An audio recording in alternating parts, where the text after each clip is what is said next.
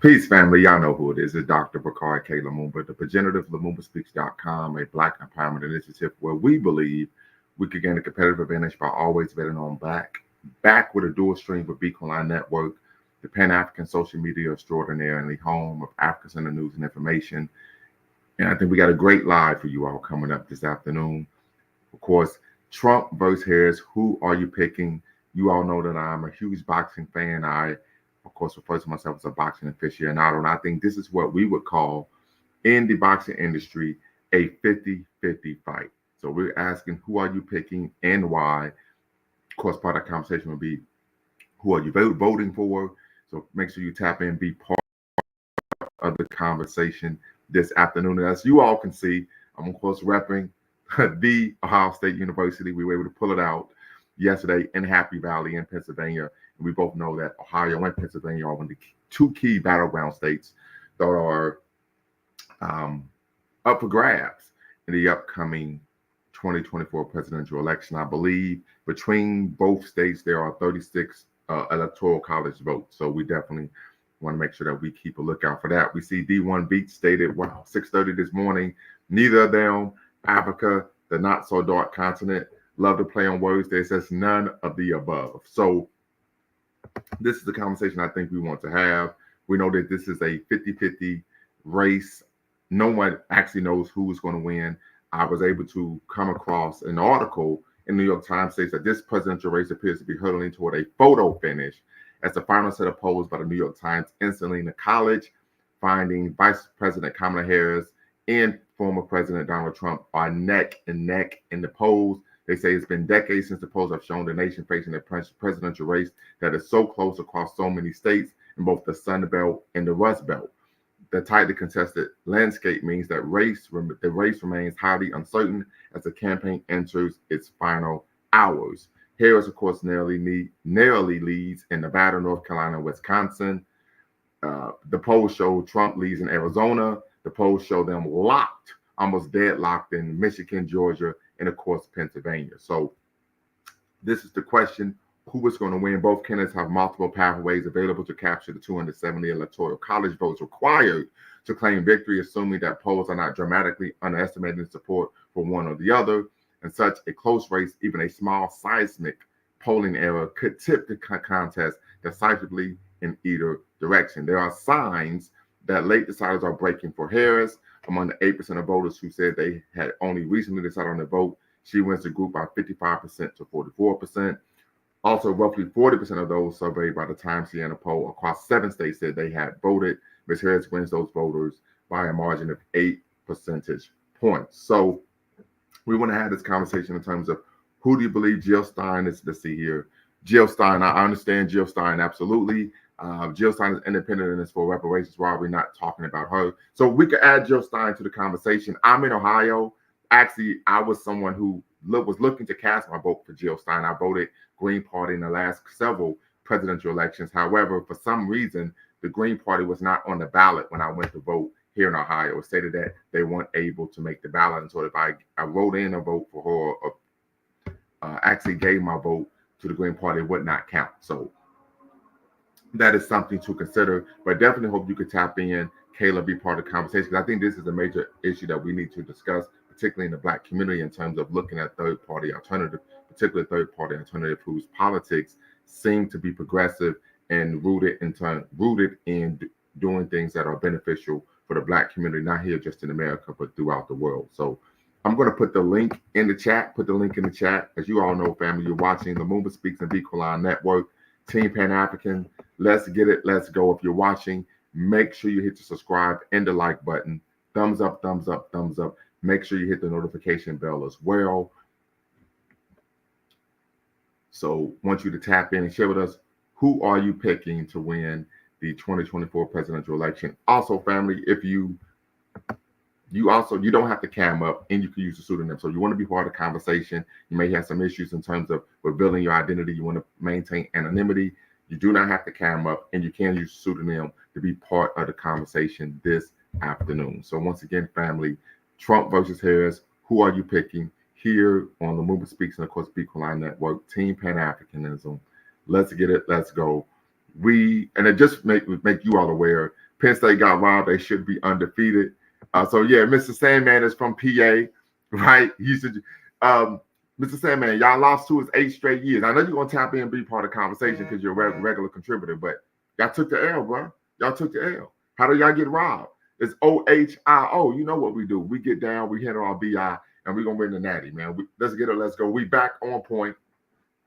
And I mean, Penn State, but y'all might make the playoff because they expanded to 12 years, and y'all 12 teams, and more than likely you all will lose in the first round. So, Mr. Sandman, you can tap in. But I hear what you're saying. You're talking about y'all got cheated. Nah, y'all cheated yourselves because y'all couldn't deal with the physicality of the silver bullets that are the Ohio State Buckeyes defense, the world famous, the Ohio State Buckeyes. I knew you was going to tap in the comment. I knew that was the case, so I had to get that out of the way. And I really wore the sweater on purpose just to get under your skin. Literally, I said I'm gonna put this Ohio State sweater on because I know my brother Sandman is gonna tap in and I'm gonna be able to flex on him. So, and maybe next year, right? But yeah, family. Here's another issue. I just saw this on CNN.com, where Donald Trump allegedly, I can share my screen so you all can see this as well, because I don't want you all to think that maybe I'm engaging in some type of subterfuge. But Trump apparently is laying the groundwork to dispute the election results again. So this was just published 5 o'clock this morning, 5:04 a.m. And it states that Donald Trump is reusing his 2020 playbook to basically claim the 2024 election is being stolen from him and is being joined by allies with big megaphones amplifying his falsehoods ahead of election day. Trump has made repeated false claims that Democrats are cheating in the election, and he's twisted isolated problems with voting leading up to the election, all in the effort to prime his supporters to falsely believe the election is not legitimate if he loses. This includes saying voting by non-citizens is a widespread problem. He's claimed there's no verification for overseas or military ballots. He's claimed election officials are using early voting to commit fraud. He's claimed that massive swaths of mail-in ballots are illegitimate, even as he's encouraged his supporters to use mail voting this time around. So just very quickly, before we continue to do a deeper dive in the article, it's illegal in all 50 states to vote if you're not a citizen. So that's just patently false, right? If you try to vote and you're not a citizen, that is a federal crime and you will be prosecuted. So once again, we see, unfortunately, Trump is seeking to muddle the waters here. So just read a little bit further. Most importantly, Trump has claimed that the only way Vice President Kamala Harris can win this election is by cheating. The claims are baseless. It's unfortunate he sees his path back to the White House as denigrating a basic American institution like elections, says Ben Ginsberg, a CNN contributor and Republican campaign attorney who has served as general counsel for several previous GOP nominees. If you're just starting to pay attention to this, the claims that you're hearing in 2024 about the election system not being reliable is extraordinarily similar to what he and his supporters were saying in 2020. In 2020, Trump lost a close election and then spent 2 months trying to overturn the results. In 2024, while polls signaling a razor-thin election in 7 battleground states, election officials are bracing for another fire hose of misinformation about the result, especially if the election hinges on the results of hundreds of ballots in 1 or 2 states. Election experts say that despite the viral and hyperbolic claims, the vast majority of voters will almost assuredly experience a swift and uneventful experience whenever they vote, whether it's through early voting, vote by mail, or on election day. As early voting has gotten underway, many local and state officials are showing that they intend to proactively knock down falsehoods about the election that spread like wildfire on social media. Voter fraud is rare, but when it does happen, it's usually caught thanks to the layers of safeguards built into voting processes, according to nonpartisan election experts. Yeah, so just something to consider, family, that this is something that's still going on. Elon Musk, of course, we now see is one of Donald Trump's good friends. Experts say that the misinformation surrounding the presidential election is nothing new. It has changed the volume of viral claims that they're trying desperately to keep up with. Musk's 2022 acquisition of X, formerly known as Twitter, has only added fuel to the fire as he has pushed out numerous conspiracies to his 200 million followers on the site, as well as at town halls to support Trump's candidacy. Social media has been used in past elections to fuel conspiracies, including by foreign actors in 2016, but X and other social media companies have pivoted away from efforts to combat falsehoods spread on their sites. Musk's tactics have pushed election officials to go so far as to try unsuccessfully to personally convince him to stop spreading baseless claims that could mislead voters.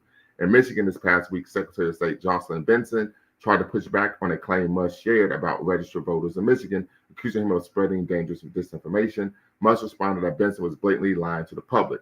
Musk was latching on to claims alleging that there were more ballots cast in Michigan's early voters than there were identified voters, which the Secretary of State's office said was due to data formatting error that was corrected.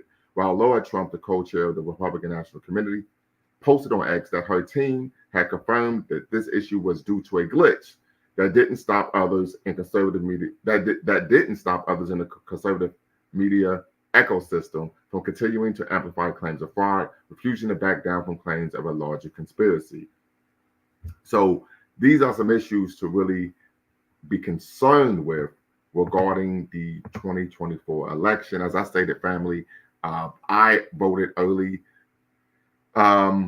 So yeah, tap in. I see Rick M says Trump, Vance, RFK, Elon, Tuski, Vivek for 2024. So tap in, be part of the conversation. The link's in the description. The link is in the chat. And let's have a conversation about who you're picking and why. And of course, who are you supporting in the upcoming 2024 presidential election. Once again, family, you do not have to use your actual name and you do not have to come up. You can use a pseudonym to be part of the conversation. So Mr. Sandman says most of Elon Musk's wealth is in the stock market. Harris wants to tax unrealized profits of the super rich. Yeah, I mean, people are taxed based on their income, their tax bracket, right? Their income bracket. So if you make more money, typically what happens is you pay more taxes. Right? That's just the reality. I've experienced that myself. So I definitely understand why someone in that position doesn't want to pay taxes. I mean, I can recall times where I looked at my paycheck and said, damn, right? But oftentimes people argue it's for the greater good, right? And we know that paying taxes is something that's been going on since the dawn of the middle.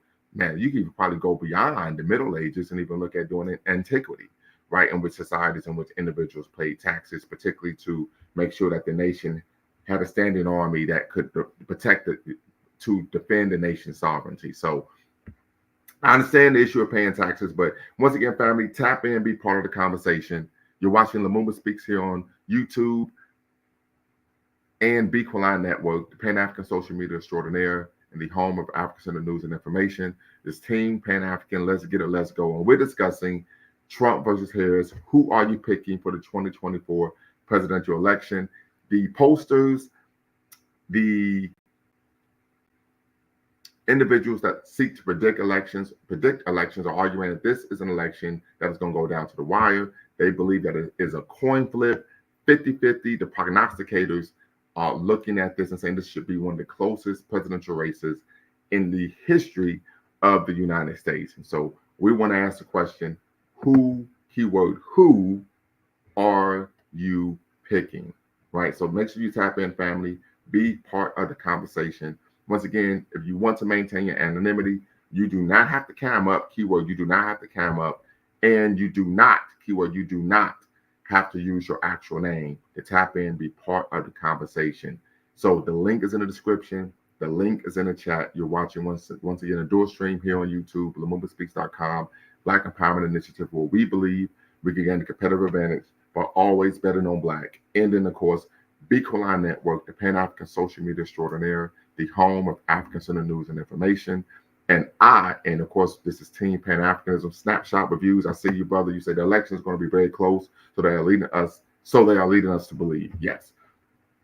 If I were an American, I think I would vote green. To be honest, I would agree with you there. When we look at the politics, I actually was able to review a lot of the platforms of the Green Party, particularly after watching their interview on the Breakfast Club. Extremely educated, and they aren't part of course, the Republican or Democratic machine, which we both know are white supremacist organizations, the Democratic and Republican Party. So appreciate you there for the snapshot reviews.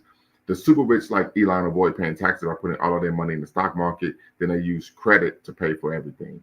Okay. Don't know if that's true or not. Interesting perspective, but we, of course, want to discuss the 2024 presidential election, Trump versus Harris. Who, keyword, who are you picking? Many argue that this is tantamount to a boxing super fight, one of the super fights of the 80s, where it literally is a coin flip and the prognosticators cannot come to a consensus regarding who they believe will win this matchup. I want to hear from you all in terms of who you are picking, and if you would like to share who you are supporting and why in this upcoming 2024 election. As I stated, I just reviewed the article from the New York Times regarding their argument this is one of the closest races in the past 50 plus years. Also was able to review information from, of course, CNN, highlighting that the Trump campaign and even some of his acolytes, some of the people in his orbit, are already making claims that they believe that the election is rigged, and that's the only way that, of course, Harris can or will win. This, of course, is something that's unprecedented. We haven't seen someone make these type of claims. And I really say in my lifetime, typically if someone lost, they were able to graciously make a concession speech, contact the victor and say, great campaign, great race, so on and so forth. So let's see what Snapshot Review says here. What is your opinion on voting third party? A lot of Americans see it as a waste of vote. What do you think?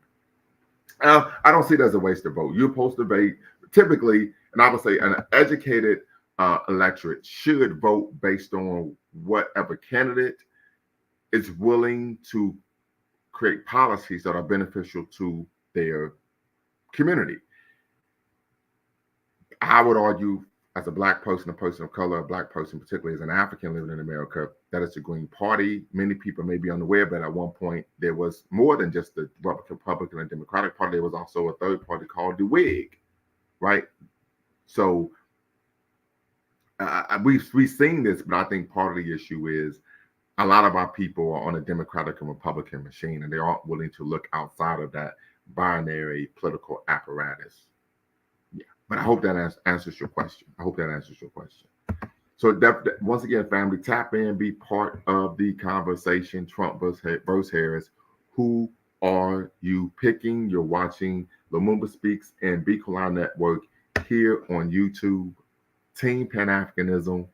Let's get it. Let's go. And Mr. Sandman, I know you ducking that smoke, but you got to tap in and deal with the fact that we gave you our work in the Happy Valley once again. And I want some money on the game because I'm always a betting man. So tap in and let me know how you believe, and this will be a side conversation, family, very briefly, but Mr. Sandman is from PA, how you believe that you all were cheated. Because I think we just hit you on the mouth.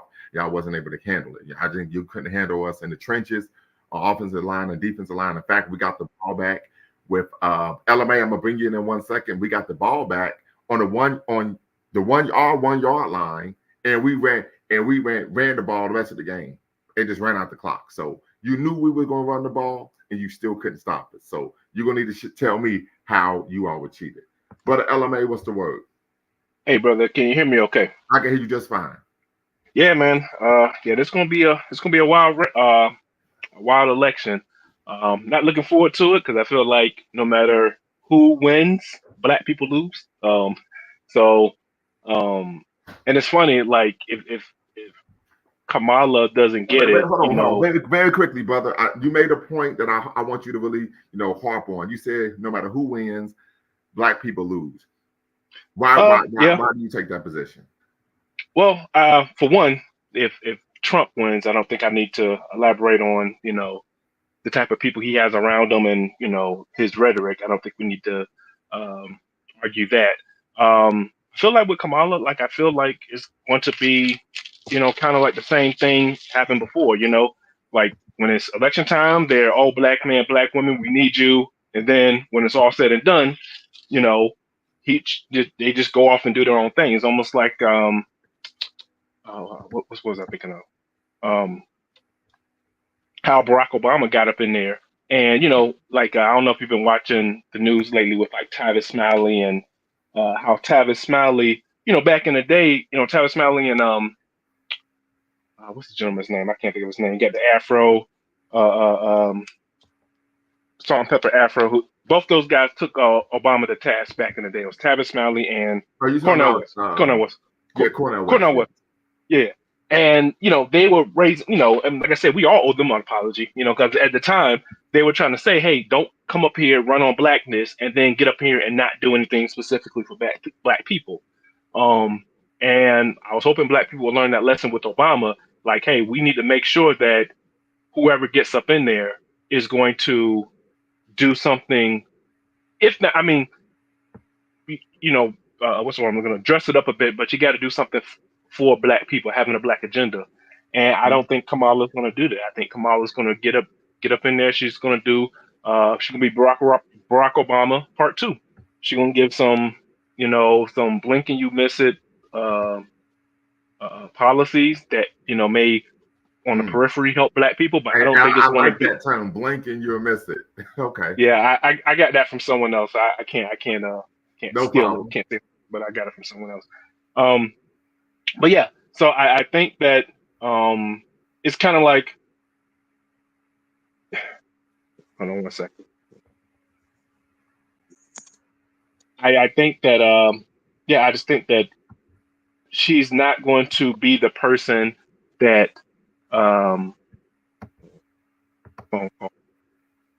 she's going to be the person that these people think that she's going to be if she gets in there.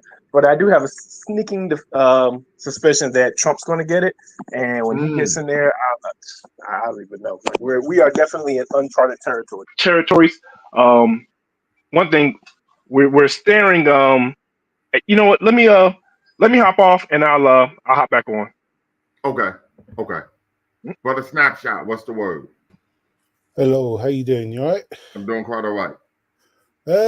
Yeah, this election, I mean, we went through an election at the beginning of the summer, but our election season was at like 8 weeks maximum.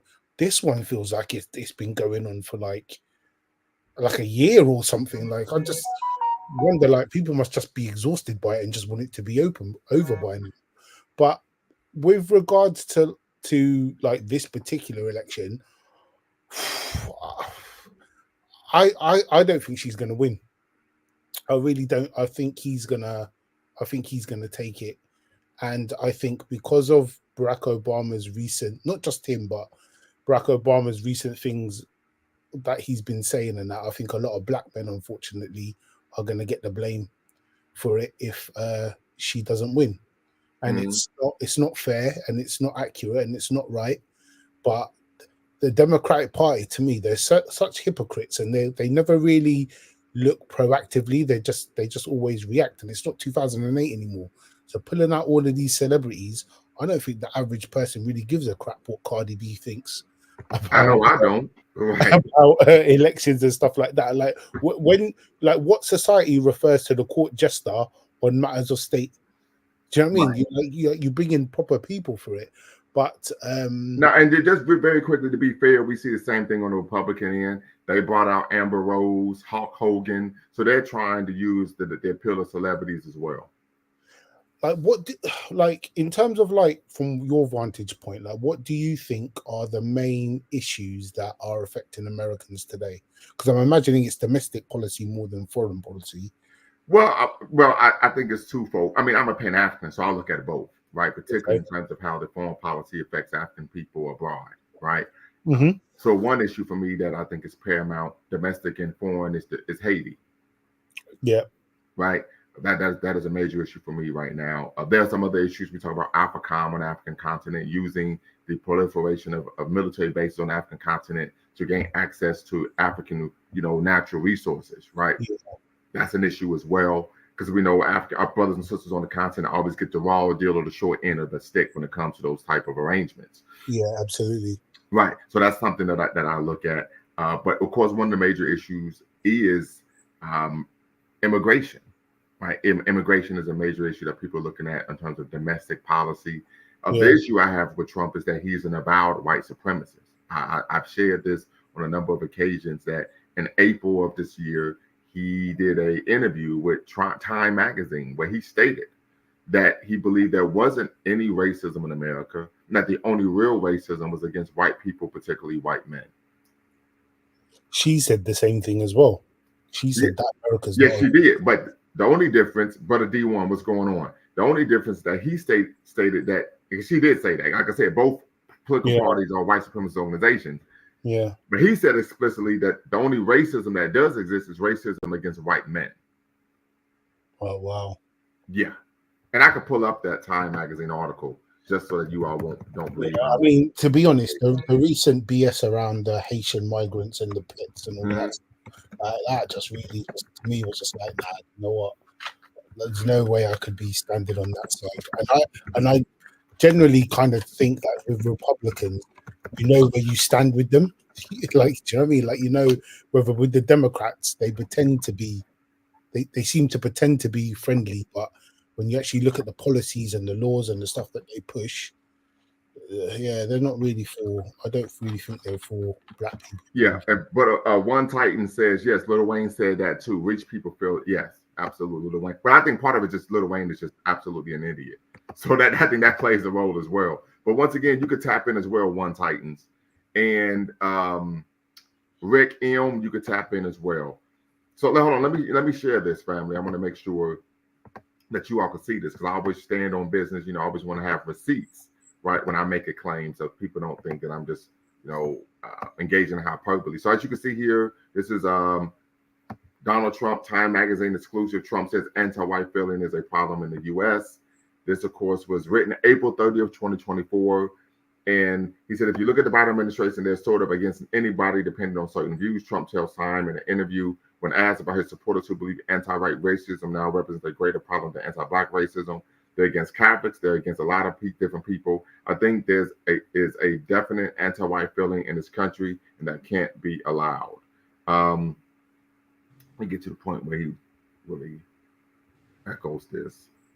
So Trump has vowed less taxes and fines against schools he sees as too woke, right? He also signals support for dozens of bills targeting diversity, equity, and inclusion policies in higher education that have been filled in state houses across the country.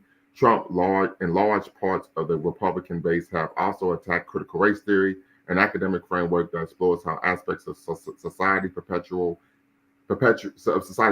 systemic racism, and work to erase such coursework from curricula around the country. Polling data conducted by YouGov in December found that Republicans were more likely to say that white people face a great deal of discrimination compared to Black or Arab Americans. Republicans are also more likely, according to the poll, to say that hate crimes against white people were a very serious problem, that they were to say the same of Black or Arab Americans. Anti-Black hate crime was the most common category in the FBI register of reported hate crime in 2022. It was more than three times more common than anti-white hate crime. Trump also repeatedly claimed to be a target of anti-white discrimination. At rallies and on race social media, he regularly labels Black prosecutors investigating him as racist, and that's called the Black Lives Matter movement, a symbol of hate. So as you can see there, family, I just want to make sure I shared that with you all so you all could see that I was not, of course, engaging in subterfuge or... I remember seeing a while ago that there was a website that recorded all of the hate crime statistics, like which groups report it and stuff like that. But I don't remember seeing white men on there or anything like that. But that was a while ago. Well, and that is actually a constant trope amongst white nationalists. They claim that they are actually the victims of discrimination because they can't engage in the type of predatory behavior that historically they were able to engage in this country. You find this amongst particularly the Aryan Brotherhood and numerous other white nationalist organizations, that they state that they're actually the victims of discrimination because they actually are being held accountable per the law. Right. And this is why I say a lot of people out there don't actually really understand what racism is. Racism is more than just calling someone a bad name or making someone feel a certain way because of what you say. It's backed up by systems and processes and things that actually enforce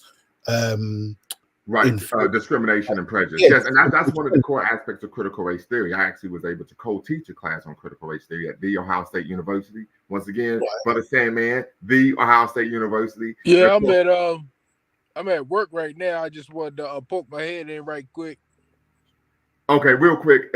And one of the core tenets of critical race theory is that racism is not an anomaly, it's ordinary, and that's based on what the law actually supports and has fomented anti-Black racism or racism in general in America for centuries. Brother Sandman, go right ahead because you said you're at work. Yeah, I appreciate it. Thank you. Yeah, man, that was a fumble. That was not a incompletion. What? Okay, I got Yeah, you. I that fumble would have changed the whole well. I mean, complexion of that all I know game. is this. All I know is the offense put up 6 points in the game, 2 field goals, and you all had the ball at the 1 yard line. And y'all had 4 cracks at it and couldn't get the ball in the end zone. Well, I think a second loss by Ohio State would have disqualified them from the playoffs, and the networks couldn't have that, so they had to give them the game Give just them so the they could game. stay in So contention. why didn't your guy just catch the? Why didn't your guy at the end of the first half catch the ball rather than tipping it and allowing a cornerback to intercept it? Hey man, I'm not saying that Penn State got better talent than Ohio State. Of course, Ohio State got better recruits and stuff, more 5-star recruits, but Penn State is a better football team this year. So you're saying Penn State was the better team? Yeah, they the better football team. Well, you proved that you're the better team by winning the game. Yeah, that's right. That's right. Right. So once again, brother, I just want to say the world famous Ohio State Buckeyes. Yeah, y'all living on that. Y'all living on what y'all did in yesteryear instead of earning it this year. Well, No. no. We're standing on business because we didn't beat y'all 8 straight years. We beat y'all 8 years in a row. 8. Well, of course. But So that ain't living on yesteryear. That's living on the here and now. That means we standing on business. And every time I get it. You know, little brother's gonna do little brother things. What can I say? No. Little brother's gonna do little brother things. We all know Sandusky messed up the Penn State recruiting, then they can't get any of the top recruits in the nation. Well, and that's not Michigan our and fault. Ohio State took all the top recruits. Maybe you all should not provide cover and protection for pedophiles. Yeah, you're right. But hey, now we rebounding. Paterno, he passed away. You know what I mean? He's still the legend, Paterno. But about the election, right? Yeah. So the reason why I brought up the Elon Musk thing is because, all right, so I was wondering why would Elon Musk support, the Republicans when, it's the Democrats or the left-wing people that are the ones that are the biggest proponents of like electrical vehicles and renewable energy, and they're the ones that are mainly the ones that's purchasing all of his vehicles. Is the left-wing people, so why would he support Trump? And then I started to think about it. Then I heard about Harris is talking about capital gains taxes. So basically, the United States is like several trillion dollars in debt, and they have to pay off that debt by raising the taxes and stuff like that. So what Trump's bright idea is, instead of raising the taxes on the wealthy, he wants to raise the tax on the middle class, and also and induce tariffs to bring in more money for the country as well. But a lot of the financial advisors think that by increasing tariffs, that it's going to be the public or the middle class is going to have to pay for those tariffs, as opposed to other countries losing money. And then Harris and her and the Democrats, they want to increase the revenue that the federal government gets by raising the taxes on the wealthy, by taking their unrealized gains that they, because like I believe like that guy what's his name, the other stock investor, he's I forgot, he was like the second or the third richest man in the world, Warren Buffett. Yeah. Okay. He had just a few months ago, I think, because I think he was under the impression that Harris might win the election. He was removing like several $1 billion worth of stock out of his portfolio, because I think he was anticipating that he was going to have to start paying taxes on unrealized gains. So yeah, I think those are the biggest issues. The economy, the whole entire world is dealing with higher inflation, and then the United States is trying to rebound out of the inflation as well. However, with all this debt, it's just going to lower the value of the American dollar to the point that BRICS is going to take over as the world currency if the federal government doesn't get it straightened out with all of this debt. Right. So yeah, I want to answer Killer T's question regarding policies by Trump. And of course, I hear what you're saying. Obviously, his rhetoric, along with the influence he has, is racist. But I have had conversations with people who say that besides his character, the policy is what they're voting for. So I think that that's a great point. I would argue one example of racist policy, Executive Order 13769, titled Protecting the Nation from Foreign Terrorist Entry. Of course, there was a number of African nations that were on that ban. Of course, that executive order was overturned because it was unconstitutional. You can't ban someone based on religion or, of course, race. And so that's what he was seeking to do. I think another example of Trump policy that we could argue was racist is one. This had to do with the HUD. So one of the things that he did, so HUD under Obama, they actually had a policy where they would track issues of segregation in cities. Trump, when he got into office, disbanded that policy that in which that was investigated. Another example was opportunity zones, where Trump argued that this would bring investment to Black communities. In reality, all it did was provide tax cuts for developers, which of course supported gentrification. So that would be an issue as well. I would look. Another issue is Trump has advocated dismantling the Department of Education and privatizing public education around the country. That of course would benefit those who are already the wealthiest and those in power. And then of course individuals who could not afford public education, private education, simply would receive no education. So I think these are just some issues off the cuff that I'm able to think of that would be an issue of concern that I would have in terms of policies that will not be beneficial to African Americans and to the Black community. I know he's even made a number of statements and claims regarding he would deport all Haitian immigrants, even though they're here legally. So that is something else that I would look at. And of course, as a Pan-Africanist, and we know in a democracy, the majority rules. I think it would be beneficial for us to have as many African people here in America as possible. And so he's even advocated against that, right? So we talk about rhetoric, but also what he's even stated he's willing to do if he is elected, that would not be beneficial to the African American community or Black people in general. So hopefully that answers your question. You're more than welcome to tap in, be part of the conversation. The link is in the description. The link is in the chat. But LMA, I know you had to check out, but you've tapped back in. What's the word? Yeah, back. Yeah, sorry about that. Yeah, I was trying to look up some stuff. I remember hearing someone talking about VP Harris's her donor list, and one of my issues that I kind of have, like I said, it's just more or less with the Democrats and Republicans. I think that with Trump is like an aberration, but it's kind of like, for me, it's like the business as usual, right? Like before Trump came along, everyone kind of knew that our politics were corrupt, that they were kind of fake, they were phony. That I'm saying that we knew that they were only what's what I'm looking for, looking out for the best interests of their donor class, like saying the elite millionaires and billionaires, right?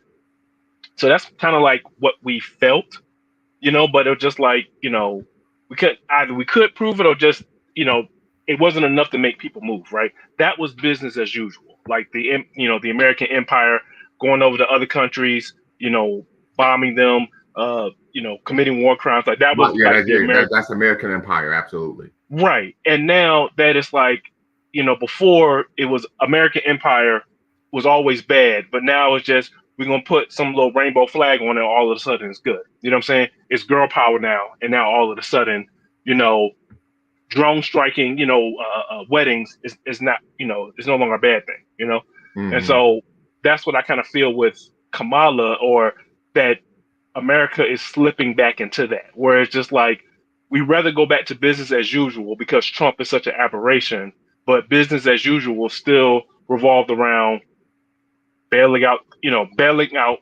big banks, billions going to the Defense Department, right? Yes.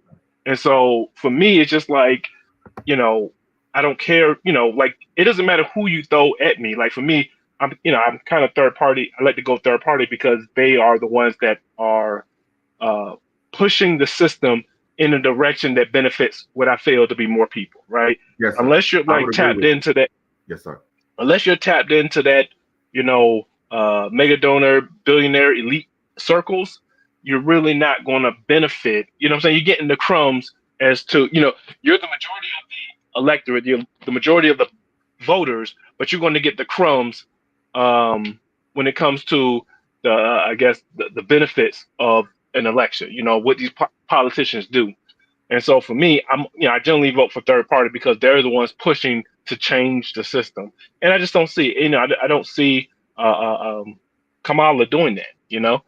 And And I understand. Very, very quickly, 1 second, LMA.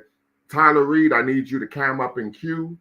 That way I can make sure that you're not trolling, and then I will be able to bring you into live. So I need you to cam up in queue, and then I'll be able to bring you into the live, and you can turn your camera off. So just want to make sure you do that. Cam up in queue, turn your camera on, and then you can turn it off, and you can come into the live. Go ahead, brother LMA. I'm sorry.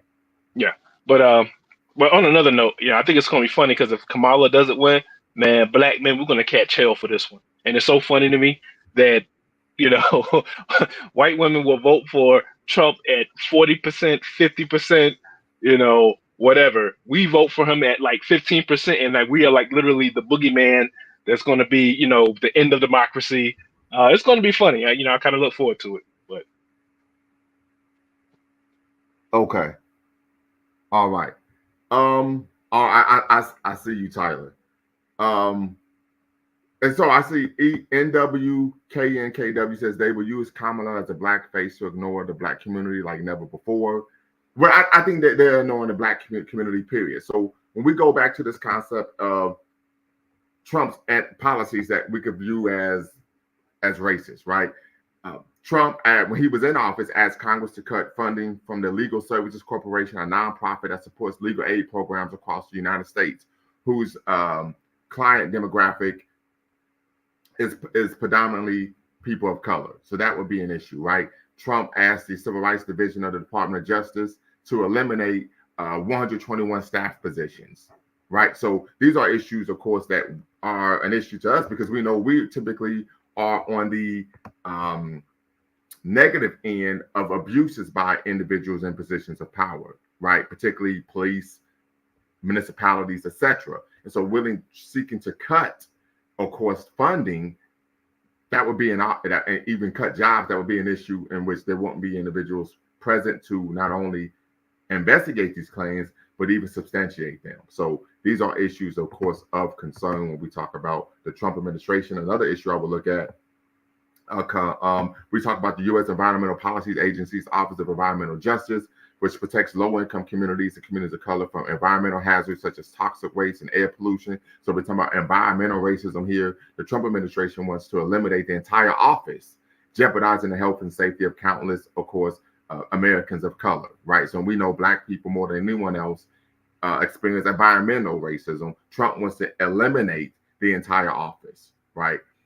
So these are issues in terms of policy issues. Trump administration decided to repeal the Clean Power Plan, which was designed to reduce pollution and improve public health. This action directly affects people of color, since according to the EPA, they are more likely to live near pollution-emitting power plants, making them more susceptible to dangerous health disorders such as asthma and cardiovascular disease. Right? So there are a number of issues when we talk about criminal justice. Trump reversing an Obama-era executive order that placed common sense training and supervision requirements on local law enforcement when they apply to obtain surplus weapons and equipment from federal agencies. Right? Attorney General Jeff Sessions overturned the so-called smart on crime approaches to criminal justice by directing prosecutors to pursue the harshest drug sentences possible without consideration of an individual's role in a drug conspiracy. Right? So there are a number of issues that we can look at in terms of policies that are detrimental to the African community here in America. Philly Yard Vibe says you are right. Obama got away by being a black face of the empire and was able to destroy Libya without any pushback. Absolutely 100%. And I recall Obama getting on national television. There was a national address, September 2011, and lying to the American people regarding why they were invading Libya. And I said, I'm done with this guy. I said, I don't want to hear it anymore. And I would argue you're absolutely right. you putting a black face on empire. That way you can't cry racism. Samuel Yet in his book, the issue of black survival, something like The Choice, the issue of black survivals. He talks about that issue, that was one of the things that moving forward America would do, was use a black face as the face of American empire. So hopefully you can tap in as well. Philly Yard vibes. LMA and Snapshot reviews, what are your thoughts? When people say that Trump went and got extra funding for, or permanent funding for HBCUs, was that bullshit, or was that? Well, actually, no, they didn't get Every more president funding. does that. It was just the same amount. He just Yeah, continued the funding amount from the Obama administration, but then he went out and stated that he saved HBCUs when all he did was continue the funding from the Obama era. And even then, several HBCU presidents even came out and said, even though he could continue the Obama era funding, the HBCUs are still underfunded compared to their public PWI contemporaries. And do you remember in the 2020 election when it was him versus Joe Biden? Ice Cube came out with that contract for Black America. Do you remember that? Yeah. I remember Trump saying something like, I'll talk to you before the election, and Biden said, I'll talk to you after the election. And I think Trump met with him to talk about the plan. Well, no, he didn't meet actually with Trump. Ice Cube actually met with some of the individuals in Trump's orbit. They had a conversation, and then Trump's, the Republican Party, and of course Trump's campaign stated, "Oh, we're working with Ice Cube," when that wasn't actually the case at all.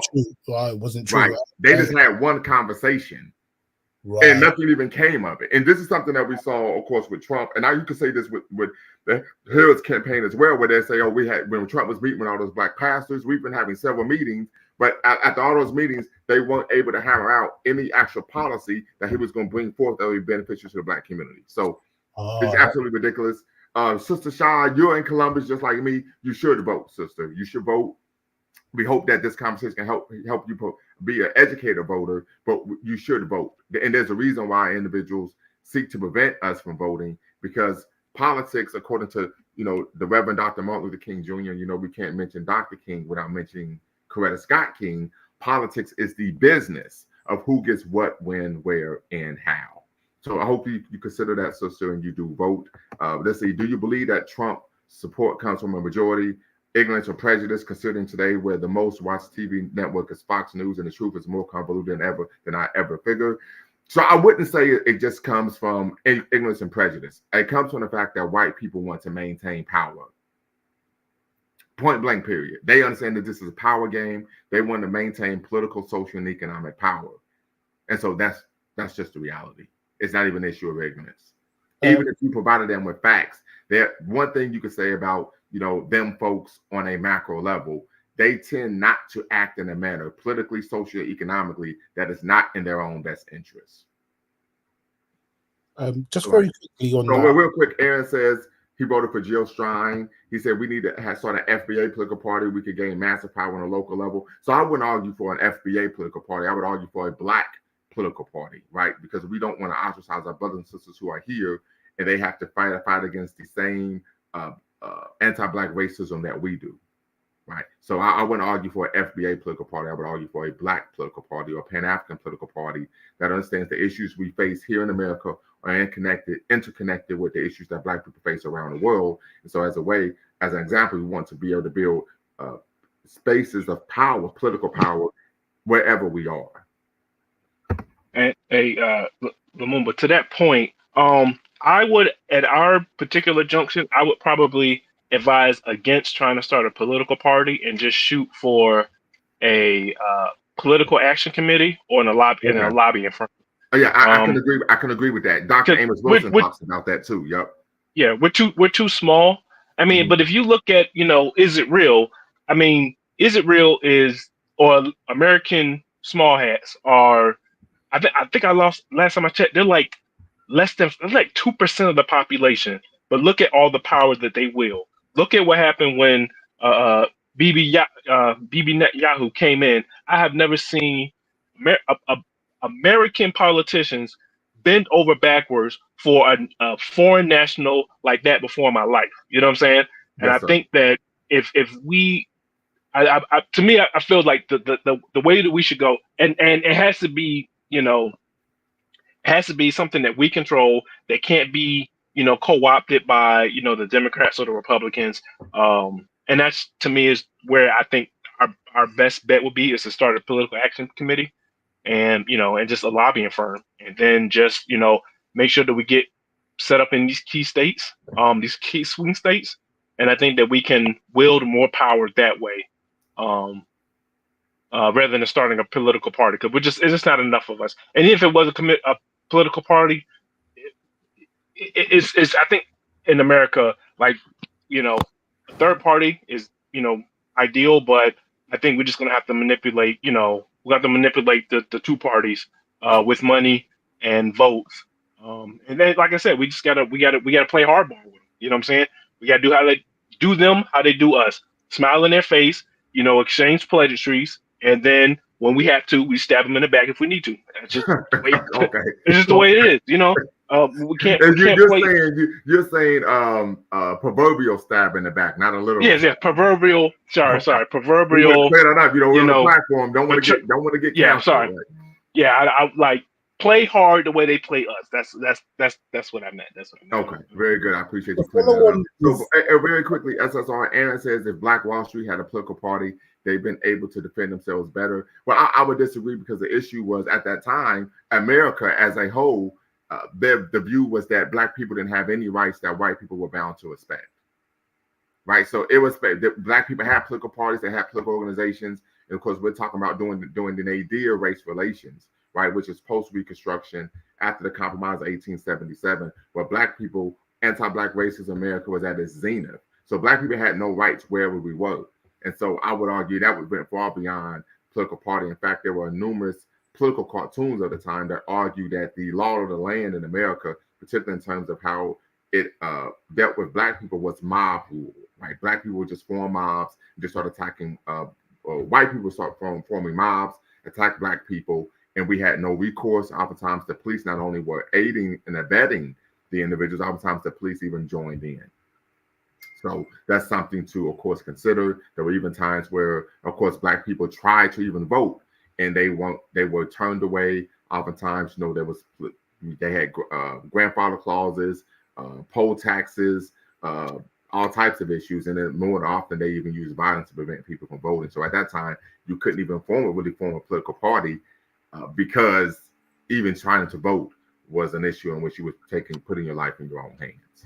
But the SSR, go right ahead. Yeah, just to follow with what LMA just said, which I thought was a really good idea. Instead of forming a political party, you guys form sort of like I don't know what the exact word to use, but almost like a committee with a plan.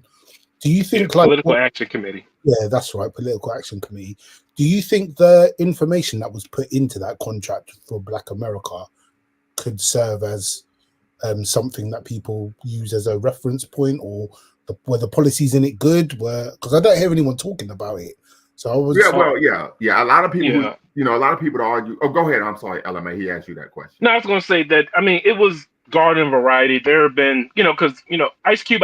I give him props for what he tried to do. I don't think he was the person to do it.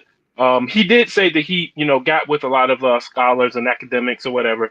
But there have been other people. I mean, there's been lots of policy analysts who have proposed policies that we can, there's literally hundreds of policies that we can grab that would, be 10 times better than what Ice Cube put together. So I'm not down in the gap, but we have different, there's different programs that we can use that can provide a framework for, like I said, a blueprint or a list of agendas that we want to, a list of political agendas. So we have plenty to choose from.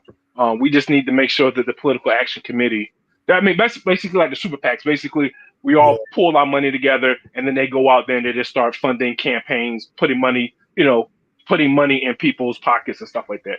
I mean, to be we honest, just got to make sure that it can't be co-opted, because like I said, we create something and then you get some little smiling Democrat shows up, from the DNC, starts shaking hands. Oh, this is so great. We can help you out, blah, blah, blah. And the next thing you know, they start pushing out the old leaders, bringing in their rainbow coalition and we're, bringing the Democratic leaders, and then all of a sudden now our list of priorities get switched to, you know, all types of stuff that no one asked for. So the Right. main thing is we just got to make sure we don't get co-opted.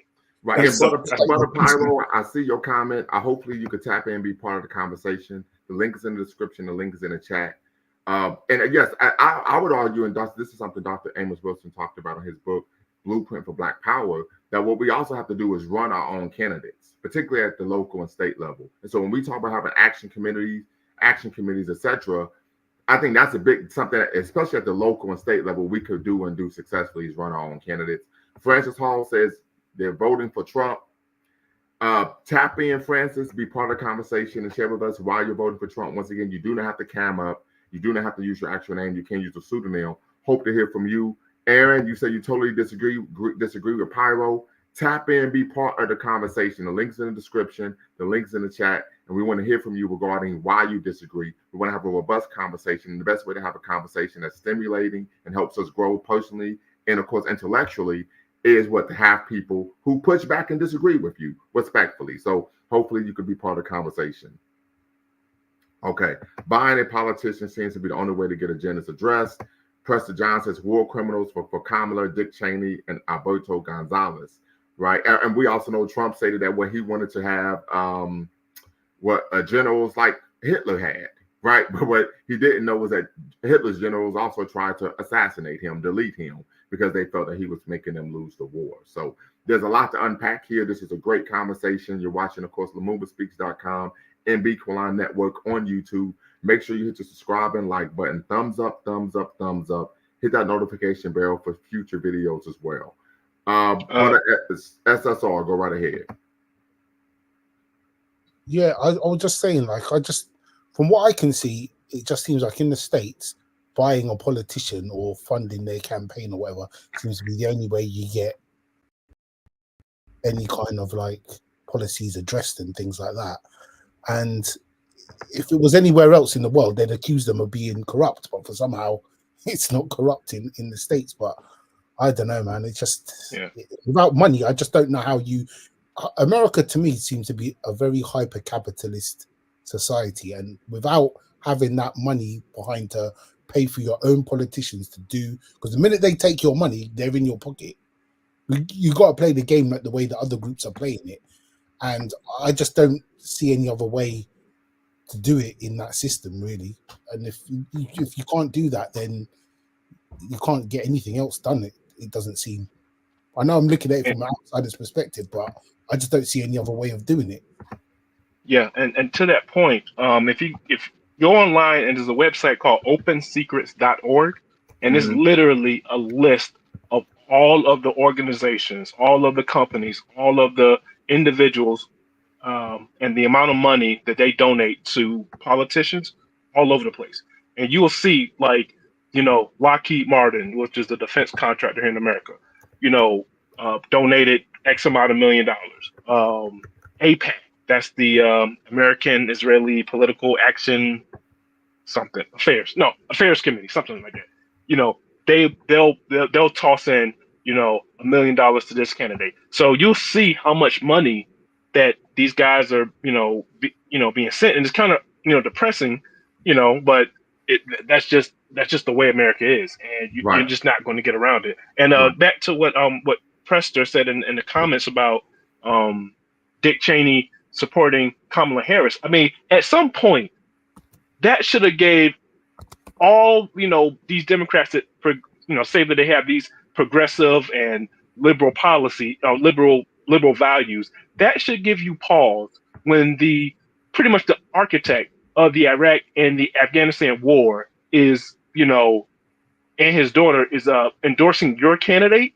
At some point, that should give you pause and make you think, like, damn, am I on the right track when a war criminal is sitting up here, pumping his fist for my candidate? You know what I'm saying? Me and a war criminal. Like, I can imagine someone back in there. You remember those guys, Code Pink, the anti-war protesters back in the day, Lumumba?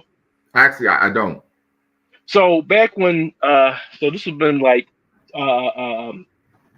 the Afghan and Iraq war, right? So we had all those anti-war protesters, and like one of the things that Code Pink got criticized for is that they were the hardest. You know, they were out there every month, every week, you know, protesting, marching about the end of the Iraq war, and then all of a sudden Barack Obama gets elected, and then they just completely disappear. You know what I'm saying? Mm. And I was just saying that it's just kind of like funny how American politics work. How like when the red team does it, it's bad, but then when the blue team does it, it's good, and vice versa. Like Mhm. I can imagine woman, what I'm saying, some middle age or some Karen who was out there with Cold Pink in 2007, all of a sudden, happy that Dick Cheney is, endorsing Kamala. Like it just like I said, It this doesn't whole make thing any is like sense. Yeah, doesn't make any sense. yeah, it's yeah, the fickleness of American politics. It's going to be like you said, how people they what's what I'm looking for? They study the fall of Rome, the fall of Greece, the fall of the Ottoman Empire. They're going to look back on this and they're going to be like, man, what were y'all thinking? Right. you know. Absolutely. So very quickly, Francis Hall says, "Snapshot, you sound like you're from the UK. Congrats on the election of Kemma B." So very quickly, family, and I should have went over the ground rules from the get-go. As you know, diversity of thought is welcome here. Lumumba Speaks. We don't care if you're on the left, you're on the right, or you're right down the middle. You could come here and be part of the conversation. Number two, no racial epithets are allowed. No epithets of any kind are allowed. This is a space of Black empowerment. So we believe, of course, in the three ends of Black power: self-respect, self-defense, and self-determination. First and foremost, we need to respect ourselves as African people. Number three, facts over feelings. And this really gets to Francis' comment that we want to make sure that you attack the argument and not the person, right? So if you disagree with someone's position, you attack the position, the argument the person is making, not the person himself. And of course, last but not least, no fundamentally false statements. So what do I mean by that? And you could be a person who believes that LeBron James is the greatest basketball player ever, that he's better than Michael Jeffrey Jordan. But if you were to make the statement that Michael Jordan only won 2 championships, that is a statement that's patently false, fundamentally false. And of course, I will have to interject. And the reason why that is done is because it's my platform, and the information that's disseminated on my platform is a reflection of myself. And so, of course, I have to make sure that the comments that people are making are within the bounds of good taste, right? And then, of course, last but not least, our mission here at Equaline Network and Lumumba Speaks is neither to exonerate or vilify, but simply challenge conventional wisdom and re-examine what has previously been accepted as fact. So with that being said, I appreciate you all taking time, allowing me to share that information. But we could get right back to the conversation.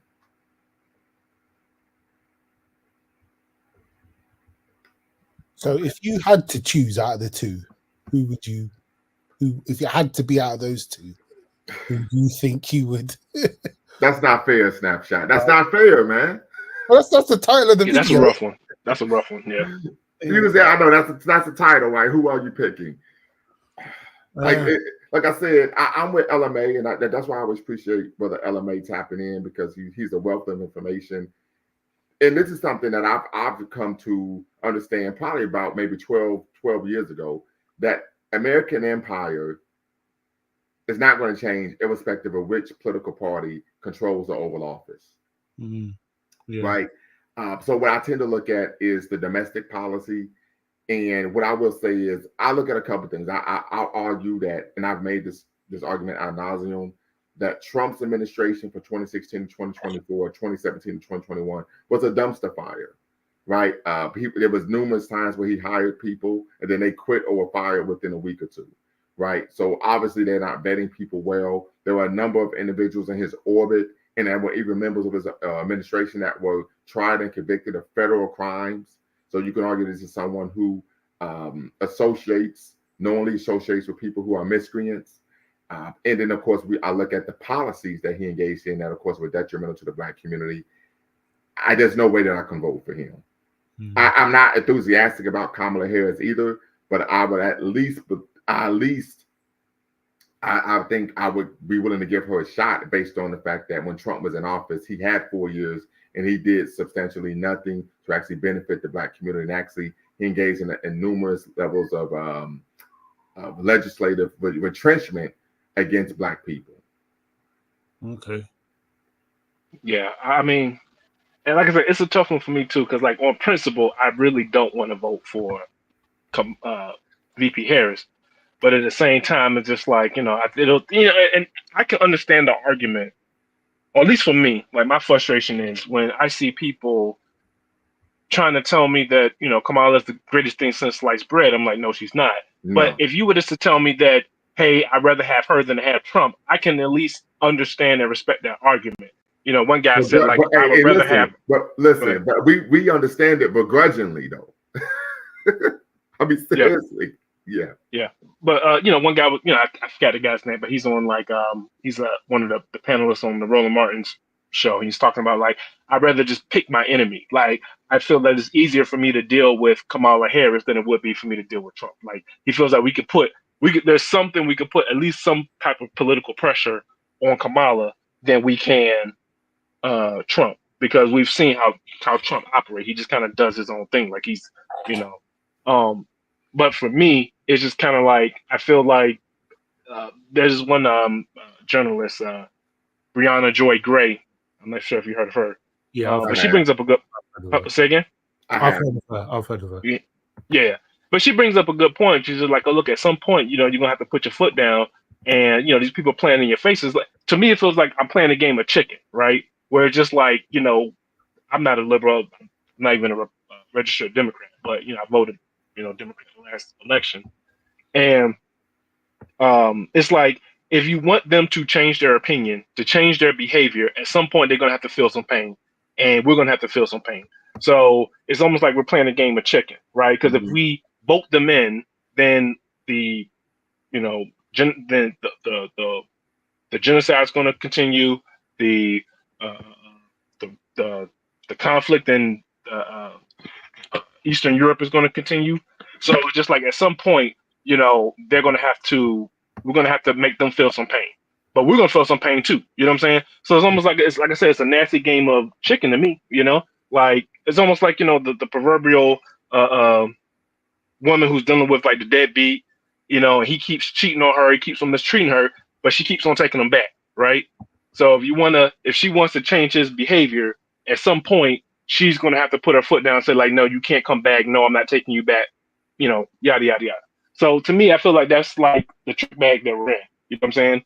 Do we let the orange man, the crazy, this unhinged, sociopath get back in the office, or do we get the more polished sociopath in the office? Which one do we pick? See, I think the Democrats will just double down, because look at like what Obama said recently. He hasn't come out and apologized for what he said, or the way he was talking down to like those black men. He's just doubled down on it. And it just feels like, I think from the Democrats' perspective, I feel like even if they were to lose a significant portion of if they were to get totally wiped out next Tuesday, I just think they'll just go back into their own orbit with their billionaire friends and just double down on their perspective without actually getting out of their air-conditioned studios and actually talking to the local person on the ground as to help us understand why you voted the way you did. Because they always seem to come with a strategy of giving people something to vote against, not something to vote for. And I think, to be fair, to Trump's credit, he gives his base something to vote for. Well, real quick, SSR, I would disagree with that, because what we tend to find, and I wrote an article on this, that we tend to find at each election that Republicans, particularly presidential election, they're always making an argument. They're voting against an impending doom, that we have to save America. And basically, they have to save America from an influx of non-white people coming to the country. A good example would be when Obama was running in 2008, that you had white people coming out saying, I'm going to fight for my country. And that's code word for what? We want to make sure there aren't people of color in control. So we do find that this type of playbook, particularly with the Trump administration, where they're arguing that they're fighting to save America. Trump has argued that America is a failed nation, is a dying nation, and that only I can save it and bring it back. So he's made the same type of call as well. Right. Now, fundamentally, that I agree with that. Like, they are still in some way fighting against something, but the messaging is that they take on board psychologically wise is I'm fighting for something. And you're always going to motivate. I think you're going to motivate people more when they feel like they're stepping up for something rather than I'm just in this mindset of I'm against this or I'm voting against. You know, like how every time she has an interview, it's always contrasting. Oh, Donald Trump's going to do this and Donald Trump's going to do that, instead of saying these are the policies that I'm going to bring forward, and here's how I think I can make America better and work for everyone, which is why I need you to vote for this. Do you see what I'm trying to say? Well, but they both do Yeah. that, just to be fair. So very quick, let me read an excerpt from this article. That hopefully I might, matter of fact, put the link to my Medium page. Hopefully you all can follow me on Medium for free, right? But this is an article I wrote back in September. Dolls, Cats, Trump, Springfield, Ohio, anti-Haitian prejudice. Now, I argue that Donald J. Trump, the 45th president of the United States, is seeking to accomplish what only one previous president, Grover Cleveland, has in American history: regain the White House after losing a presidential election as the incumbent. To do so, Trump has resorted to campaign tactics of old, relying on a politics of racial anxiety and resentment via antiquated yet efficient white nationalist tropes of a dystopian American future to elicit white Americans to vote for him. The Trump campaign's latest prescient iteration of impending American doom manifested via white nostalgia for an idyllic white oasis America, in which white Americans were the overwhelmingly dominant demographic group while holding near absolute hegemonic political, social, and economic power. So going to talk about that. Moreover, there must be a villain in Trump's Disneyfication of white America. This villain changes ideology, race, and religion based on the needs of the purported hero, the ultra-brave, genoistic white American. For example, post 9/11, America villainized Islamic extremists, Islam, Muslim sympathizers, and anyone who phenotypically appeared to be of Middle Eastern parentage. The subsequent Obama campaign and administration ushered in the era of birtherism, right? The fear of a black planet and questions about what and who was authentically American, leading to the rise of white nationalist hate groups, white vigilantism, blackness as nuisance, also known as hashtag living while black, due to black people legally occupying public space while engaging in legal behavior. This phenomenon was historically rooted in the othering of black people's non-citizens, yada, yada, yada, right? So we see this on both sides, just being completely honest. So I want to just respond to his comments. You know, why Kamala has to always say Trump this, Trump that, because she can't really say much, because if she says what she's going to do, then the responder is going to be, well, why aren't you doing it now? Because if you're the vice president now, why are you telling me about what you're going to do when you're when you're in power now? You can just do these things right now. And so, you know, but here's the thing, though, LMA. The reality is that's not the case. When you're the vice president, your job is to support what the president says, and your job is simply to be what the president of the Senate. You don't really have any power to make policy as the vice president. Right, but here's the problem with that. I agree. But when she says that, and when Biden says that she was right there with us, and she was, you know, this, that, and the third, like, okay, put it this way.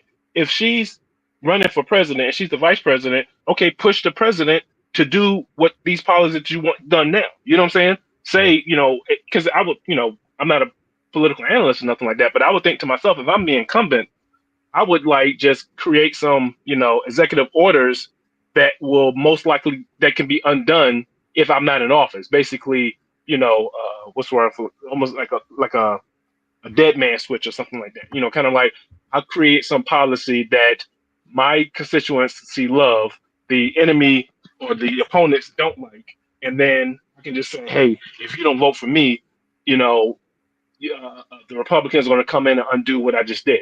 You know, Yeah, so right. I mean, I feel like, you know, that's my kind of Machiavellian thought process. I think that's a good idea, because she has to, because she's in such a unique position. She technically has to fight the battle on two fronts. Everyone knows she's got a distinction between her and Trump because they're two completely different political parties. But she has to draw a distinction between her and Biden, because there are. She's not willing to do that. And she's not. Yeah, I haven't seen her do that. I haven't seen her draw a distinction between. And that's her and what Biden. I think she should have. That's what I think she should have applied in her strategy. But well, it's too late now. Right, because if like I said, she's in a tough spot, because if she says that, you know, if she differentiates herself, then it's going to be like, okay, well, you were up there, and if you're differentiating yourself, then you're saying that these policies don't work, which you were in the room for. But if you if you don't differentiate yourself, then it's like, okay, you're going to stand by all of the high prices. So she's really in a real tough spot. And, for that, I kind of, I'm not saying I feel for her because she's a politician. So I don't feel sympathy for politicians, but Right. I can see that she's in a tough spot. Yeah. Right. Brother Maximus, what say you? Oh, hey, welcome. Peace, guys. I would just wanted to clear up my, earlier statement that I was saying about the power dynamics in America. And like Snapshot was saying, there's a lot of people that do fund these, political candidates. Mm-hmm. And that's mainly the main problem we have here is because the local people like you and me, we don't have that much power, so we can't really dictate the consequences they face and repercussions. That's more on their donors and fellow politicians to hold them accountable, which they don't. So we end up getting the backlash, a lot of that. So it's like we really don't have a lot of power. And even when like we get us a collective group of think tankers and put them in places to become politicians or elected officials. Unfortunately, they get in there and they realize they don't have a lot of power, even as a small, minority inside this giant, group. They really don't have a lot of power or say so because the people in power, they dictate the law, they write them in place. And if you're a minority, you really don't hold that much voting power to overthrow or outvote anybody. So it kind of really cuts you back down again, let's say, in layman's term, it cuts you right back down to where you was on the outside before you got those guys elected and stuff. And then eventually over the years, it just wear on them, the wear and tear of fighting for what's right. And eventually they get sucked in too, into that that political world and affected. And just like the Supreme Court Justice, what's his name, Clarence Thomas, I think, he even took money, took vacations, from donors and stuff like that. But he's not off the, the council or the Supreme Court. No, they let him stay there, because he's one of the good boys, and know how to play his part and do what he's told. So, it really boils down to, I guess what you're willing to sacrifice. Because at this point, me personally, I don't get involved in the political realm no more because I just don't see it as effective way to fight this. I would rather we all pull out together and focus on, consolidating our resources and trying to go autonomy from this whole government, Well, let me push back gonna be just a little tough bit on sell. that, brother. And I can understand your position in terms of this is an effective way to fight. But I Yeah. would argue that voting and engaging in politics is an issue of fighting, right? Dr. King, the Reverend Dr. Martin Luther King Jr., you can't mention Dr. King without Coretta Scott King, stated that politics is the business of who gets what, when, where, and how. So politics is the business of particular communities and peoples or persons being able to have access to resources. Yes. So because of that, I think it is important that we engage in the political sphere. We know that's one of the reasons why them folks historically has worked to keep us out of politics and preventing us from being able to vote, because we would have the ability to decide the acquisition of resources. Yes. And I would add to that, even to the Sister Mary, even if you don't care for the particular people on the ballot, just vote and just leave it blank, or write in your mama's name or your daddy's name. Just put something in there, because like I said, it's those numbers is that we need. The numbers of who votes and how they vote, that's what we Right. need. Because like I said, if you have enough people, even if you just protest vote and you vote third party, Mhm. because I want to say, like, if the third parties can get 5% of the public of the what's it called, national popular vote, they can apply for funding so they can have a more presence in future Absolutely. elections. And So I here's- would say, even if just vote, even if it's down ballot, but even if you don't like them, just leave it blank, or just throw your dog's name in there. Just right. put something And in there. here's the other issue, Brother Maximus. Just simply registering the vote is important, because when we talk about the criminal justice system, right, serving on juries. The jury pool is based on registered voters. So if you're not registered to vote, you can't even get called for jury duty. And then more than likely, someone that looks like you is going to end up in a courtroom with an all-white jury. Yeah, that's true. Right. So it's very important that we are engaged. Yeah. Simply registering to vote. Hey, every time I get called for jury duty, I show up. I'm here. Yeah. Yes, right here. Absolutely. I'm willing to serve on the jury. Like, you're a little too excited, aren't you? And I bet the biggest voting block is the people that don't vote. Say that again. I bet the biggest voting block are people that don't vote. Yeah, and many people have made an argument. Yeah. So let me get to D. Brown's comment. D. Brown says, unless poor white and blacks are ready to pick fruits and veggies in the fields, then we need these poor immigrants. Are you going to pick grapes or lettuce? So hopefully, D, you can be part of the conversation. I want to share an article that I wrote back in March that really touches on this issue. And this is on Medium once again, examining America and Donald Trump's history of using immigrant labor. One of the enduring positions of Republicans and conservatives each election cycle is addressing the influx of immigrants coming to America, both legally and illegally. Black conservatives have adopted this position. Think Candace Owens, Larry Elders, etc. Scapegoating immigrants as to blame for the high rates of unemployment in the Black community and other social ills in American society.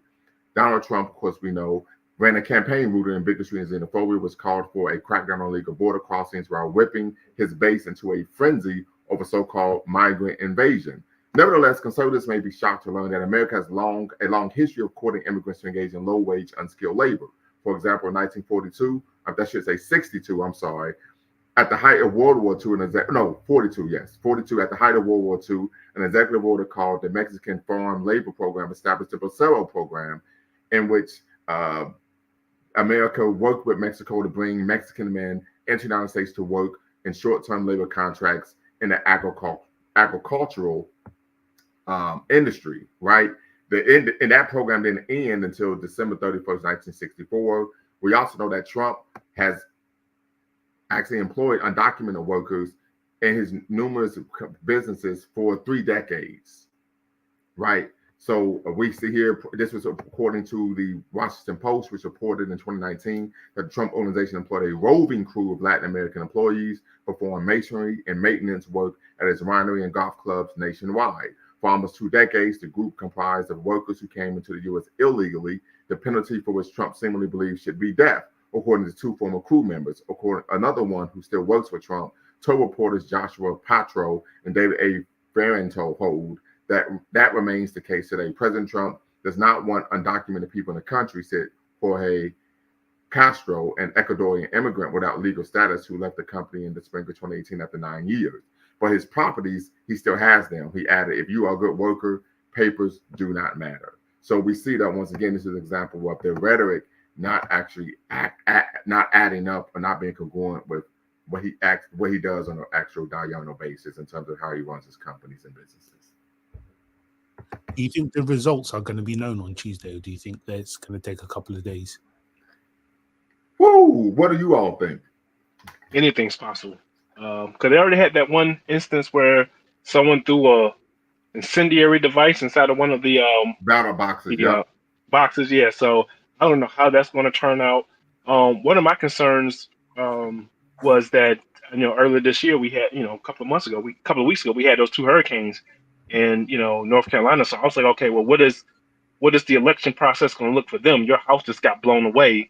Right. What type? Will there be infrastructure for you to go vote? You know what I'm saying? Will that will that cause any issues? So I don't know. Go ahead. Yeah, so sorry. I've heard a lot of people have cast their votes by post already. So somewhere, I mean, I don't know if they've started counting, but they must have an idea of at least a rough number of how. Yeah. For the mail-in ballots, they count those. Some place it just depends because we got 50 states, so each state may do it a little different. Some may do it the day of. Some may go ahead and count them now and then. So it's always it's always up for grabs because, like I said, some states do it differently. So yeah, I don't think I've ever seen the USA as divided as it seems to be right now in terms of this political faction, because it just seems that if someone's voting one color and someone's voting another, you can't even have a sensible conversation with them and stuff. And it's almost like whoever wins needs to really overwin for it to be accepted, because I think if it's just really, really close as they're making it out, people are always going to be arguing, was it rigged, whichever side loses. It's going to be interesting on Tuesday. Yeah, it's going to be a wild show. Tune in. You know, like if this was America was a sitcom, it would be the greatest sitcom on earth. But unfortunately, we got to live this out. So yeah, and we're going to be doing a live stream starting at 8 p.m. on Tuesday, in which we will watch the election results. So just want to make you all aware of that. Also, family, if you're paying attention in the chat, I've put the link to my Medium account in the chat, so you can click on that and simply follow me on Medium. You do not have to pay a fee to follow me on Medium, so please support me on Medium. And I did want to make a point, especially when it came to the what's the word I'm looking for? Employment. I am of the belief, and I've seen reports and I've seen statistics. I had not, done a lot of in-depth investigation, but I do believe that immigration, especially like the low-skilled immigration, will compete with a lot of Black folks, especially at those lower rung. I don't think that it's like, a lot of people say that, immigrants, all they do is pick strawberries. And I would say that no, they don't. There's a lot of undocumented work, and they're high up on, not high up, but like they how can I put it?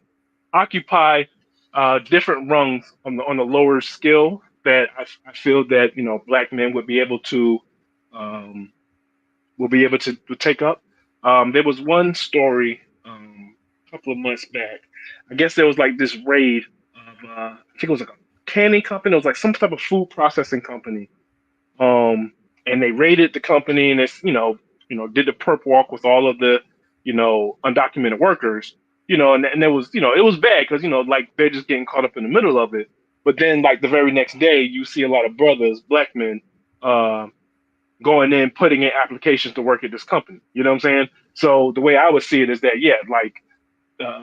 those guys, were, I don't want to use the word displaced, and I'm trying my hardest not to cast aspersions on people who cross the border, Southern people cross the border. 'Cause I understand, the American empire, what's wrong with that? Destabilized your country, and now you're just trying to find a better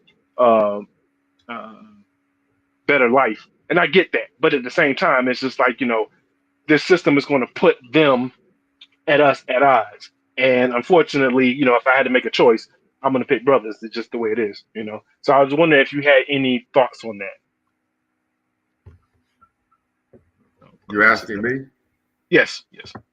So yeah, I think you make a good point, right? I think because you're intelligent, and you're incisive, and you always show that when you tap into the conversation, that you are someone who is willing to understand the origin of the problem, right? But at the same time, once again, we're going to always bet on Black. We're ethnocentric, and we look out for the best interests of our own people. I think that you can do that without foolishly and blindly engaging in the rhetoric and vitriol, and oftentimes xenophobic anathema for people who are immigrants of Latino descent.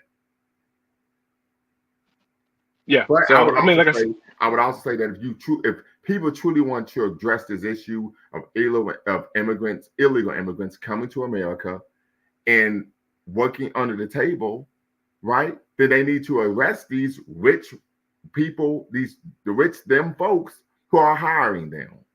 I was getting ready to say that, yeah. Because you always see, like I said, even when they did the perp walk of all those, undocumented folks, like they never ever go after.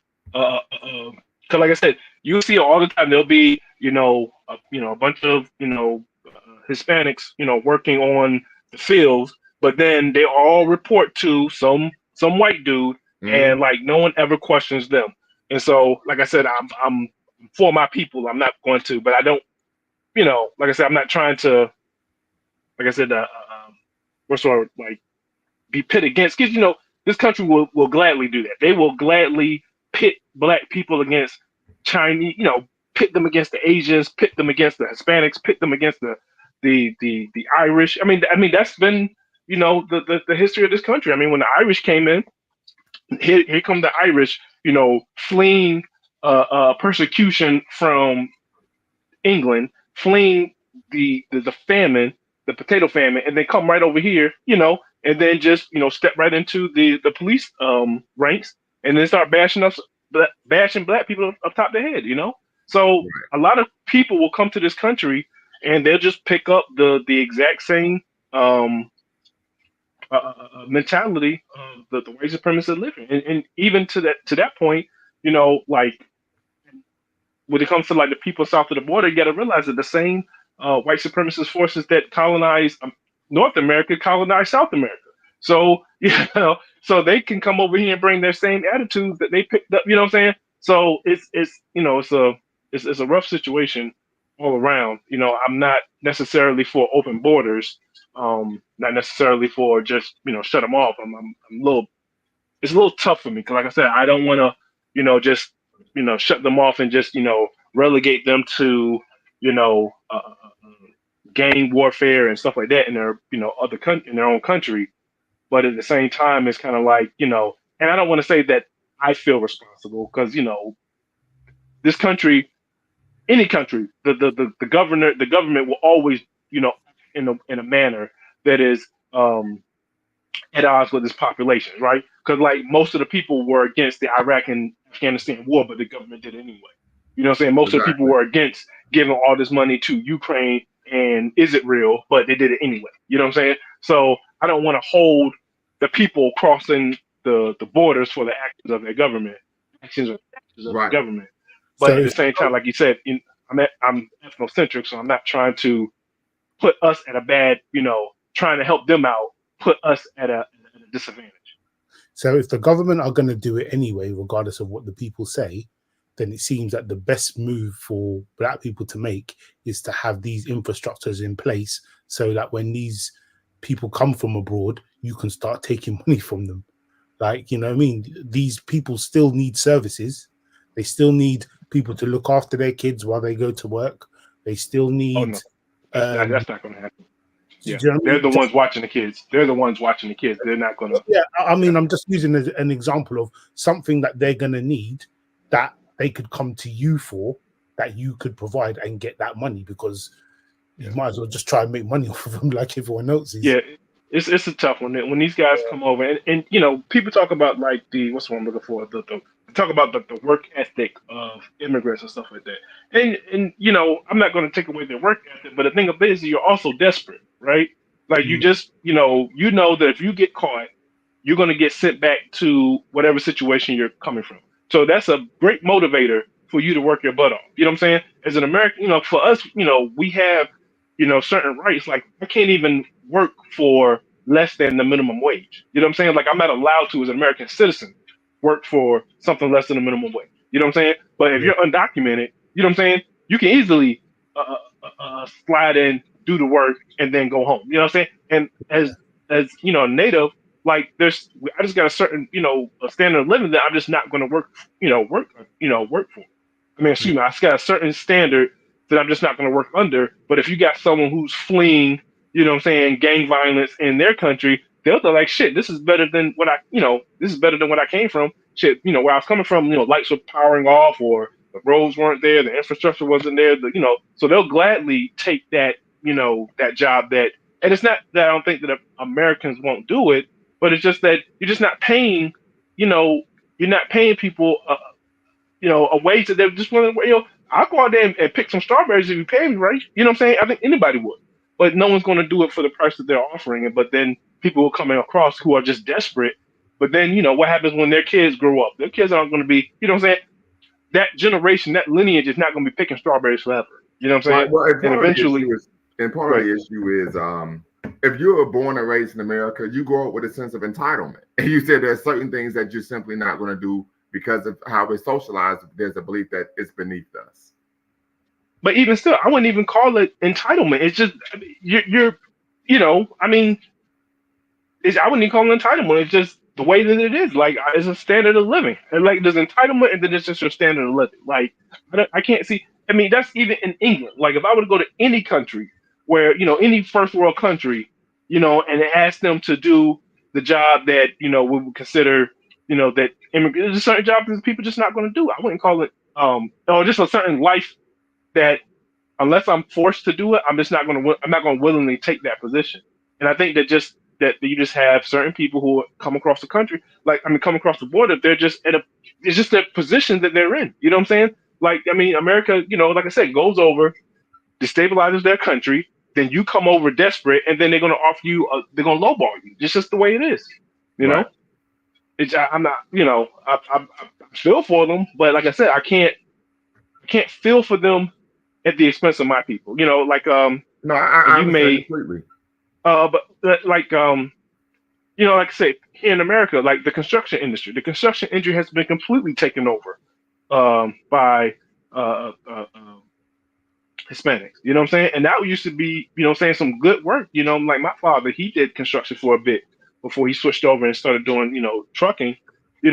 Like that was like the thing. Like if you were, high school graduate or did have a high school degree, you can become do construction work, and that was good enough to get you on your feet. But now that's, I mean, black people have been completely boxed out of that. I mean, not completely boxed out of, but it is definitely more difficult to get into that field. And I don't think it's because we're entitled or we just don't want to do that type of work. It's just we've been, like I said, these guys come in organized. Like they're not like coming off of a plantation, like where like our forefathers, our humanity was stripped from us and then just kind of thrown out there to the wolves. You know what I'm saying? And then having to go through Jim Crow and all this other stuff. They're coming over here with a plan. They're coming over here, for the most part, I'm not going to say, but comparatively, they're coming here to open arms. You know what I'm saying?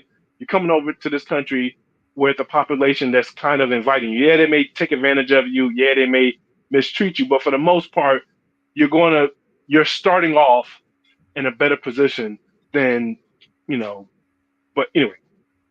I guess what I'm getting at is that, like I said, I don't want to have to, how can I put this? I gotta put it nicely and politically correct. I don't want to be in a position where I have to vote against your best interest. That's what I'm saying. Gotcha. Thinking about how divided the country is now between either blue or red, do you think there is a way to just sort of reset or just to make even regardless of people's different political opinions, do you think there's a way of it coming back to some sort of sense of balance or just respect on either side? Do you think this division is going to be here going forward? I think it's going to be going forward, yeah. And do you think that eventually might lead to a split of the union, or is that too drastic? I think, it'll probably be in about maybe 20 or 30 years, but I wouldn't be surprised. Wow. Especially with BRICS coming on board. And like I said, the one thing about like American politics, like I said, once it's kind of like, you have like an ecosystem, and I can't remember the exact analogy, but I think I'm trying to do it. Like you have an ecosystem, right? Where you have, you got the birds, you got insects, you got land animals, you got fish. When that ecosystem is, kind of like normalized, it's kind of stable, right? But then when you introduce an invasive species, and that invasive species is just like, kind of like, is evolved to be like what we would call to be, sneaky and deceitful and all this other stuff. Once that intrusive animal comes into the ecosystem, there's no going back, because that like if you don't counter that intrusive species with its own, if you don't fight fire with fire, then you're not going to win. You know what I'm saying? So now that I think Trump has come in, he's broke the code, right? Because before, no politician would ever say what he said. No politician would ever be, or if they did say it, their job, they were done. There was a guy, I forget what his name was. What was Harold Dean? No, Howard Dean. Yeah, Howard Dean. He was a guy, I think he was running against Al Gore back in the day on the Democratic Party.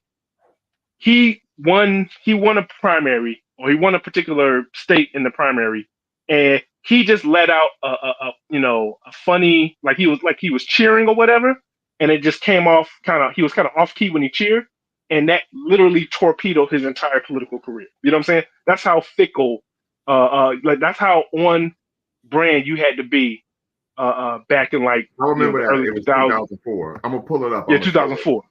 Yeah. He just cheered and he was just off key a bit, and that was just enough to Fair torpedo his use. whole career. Fair use, fair use, fair use. Yeah, here we go. Something. If you had told us 1 year ago that we were going to come in third in Iowa, we would have given anything for that. And you know something? You know something? Not only are we going to New Hampshire, Tom Harkin, we're going to South Carolina and Oklahoma and Arizona and North Dakota and New Mexico. And we're going to California and Texas and New York. And we're going to South Dakota and Oregon and Washington and Michigan. And then we're going to Washington, D.C. to take back the White House. Yeah! That was it. That was the end of his career because the late night shows got that. I mean, they just ran his name. They killed him. Yeah. They killed him. Yeah, he was just the butt of every joke for like a month, and his completely torpedoed his career, right? But now, like in the age of but that's how like on message you had to be back in the day. But now Trump has came in and he's broken the code. Like he has, the politics, the zeitgeist of the day that is just, he was just willing to just say what a lot of people were thinking. Like, cause even back then people were always racist, but people weren't as open about it as they are now. And so I think that, with social media, I think social media has played into it, but played a lot into it actually. But yeah, we're not going back. Like, I think Trump has broken the code, and they're gonna, like I said, even when they, Trump was having legal problems, like, what's the guy's name in Florida? Rick, what's the guy in Florida? The governor. Yeah, DeSantis. Yeah. He basically tried to be Trump light. You know what I'm saying? No, him and Vivek. I mean, Vivek, the little Indian guy, he wasn't going to win, but he was running off of the Trump playbook, right? Just feed his constituency red meat, talk about the culture war, and just kind of, that was it. He was basically running the Trump playbook. You know what I'm saying? I think Trump does it best, but, I think that, going forward, like post-Trump, there's still going to be some little Trump-like trying to do it. I mean, I think that and like I said, heaven forbid you have a Trump that's like an establishment, excuse me, Republican establishment pulling the Trump card. Like, it's going to be, like I said, I think Trump broke the code, and that's just what he's going to do. And I don't know if the Democrats are willing to go, take it there with him. I don't think the Democrats are willing to jump into the mud pit with. So after Trump, then the Republicans are they pretty much done then? Because there is very much a difference between a Trump Republican and say a George Bush Republican, I think. They may just do a party swap. I mean, because I want to say that like I said, when everyone wants to talk about you probably heard it before, like today's Republican was yesterday's Democrat. So I mean, it probably won't be too much, like I said, I mean, with the exception of a few things here and there, the Republican and the Democrat Party are, for the most part, the same. Like they answer to the same banks, they answer to the same defense contractors, they answer to is it real? So they have like the same core money and imperial beliefs. So it won't take much for them to kind of switch, So that's probably what's going to happen. But yeah, I think it's going to be, like I said, if Trump gets in, I think this might be the torpedo, because I don't think, to me personally, I think that today's politics is like a hot potato, right? I don't know if you play that game in the UK or whatever. I don't know if you get a game Hot Potato, where basically, do you have the game? I mean, it's an old game or whatever, Hot Potato. No, we don't have that. Okay, it basically is a game where it's just like, you got like a proverbial hot potato. You kind of, you're giving a countdown, and like you have your players are in a circle, and you're just passing the potato to each person, and whoever, it's like almost like musical chairs. Musical chairs in a sense, but you lose if you're the last person holding it.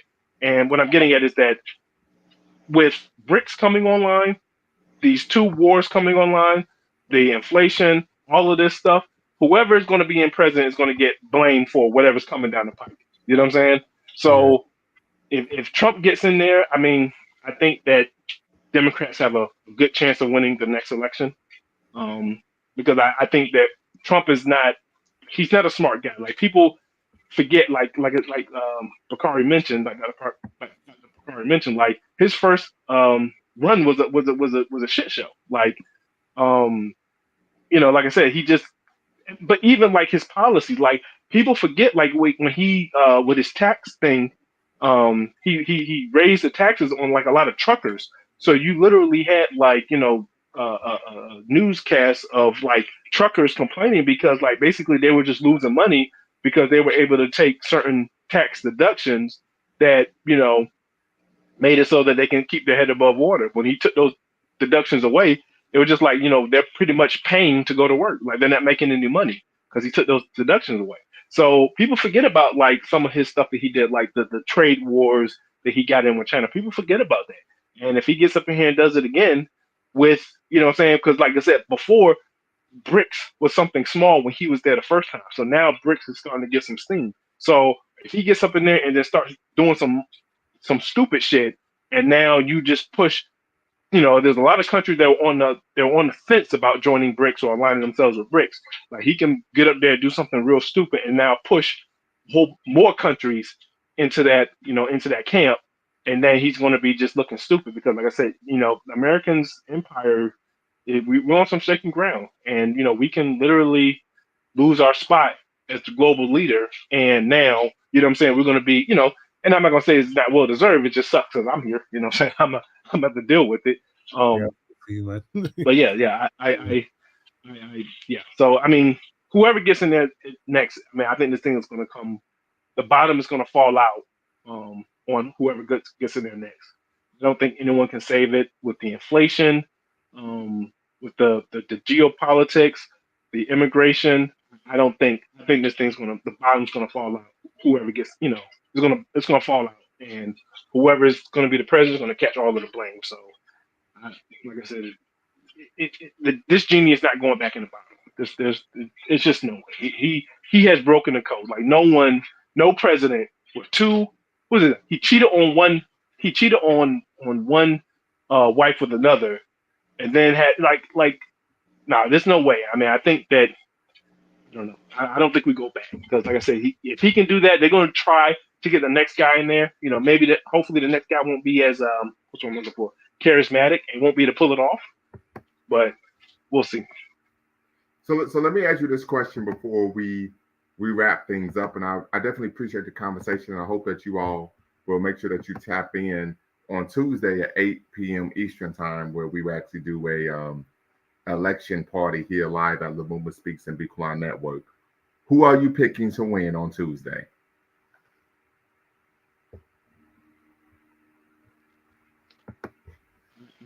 Honestly, I think it's going to be super close. I'm not going to bet bet the farm on either one, but I think Trump may pull it. Okay. I think it's going to be very close. And I was looking at a video earlier today that was explaining like this electoral college stuff to me because I didn't fully understand it. Where even if you win by like 2,000 or 3,000 votes, you've got that whole state's electoral college vote. Mm-hmm. So it might appear like a whitewash when you look at the American map, right? Like a red wash or a blue wash, but really in reality, you've only won by a couple of thousand votes. So let me ask you this, Snapshot. Are you do they use an electoral college in the UK, or is it just popular vote? It's sort of similar to that, but it's not an electoral college. I mean, where I would vote in my town for whichever politician is going to become a member of parliament. And if, say, for example, if I voted for the Labour candidate in July, he would get that 1 point, and then that gets added to the national picture. And I think there is a first past the post. I've forgotten what the number is, but they have to get a certain number, and then they get the majority. But it's kind of similar, but it isn't in a way. Like you don't get points for the geographical area. It's just popular votes in your local town or your local constituency, and whoever wins the majority votes there gets that for their party nationally.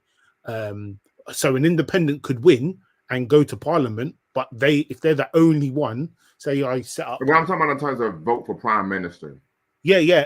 No, so then the prime minister, you don't vote for the prime minister, you vote for your party's representative, and whoever the leader of that political party is automatically promoted to The prime minister. Okay. That's how it Okay. starts. So who are you picking? Trump or Harris on Tuesday? And I guess this kind of just depends on where my algorithm's shown me, but I think Trump's going to win it.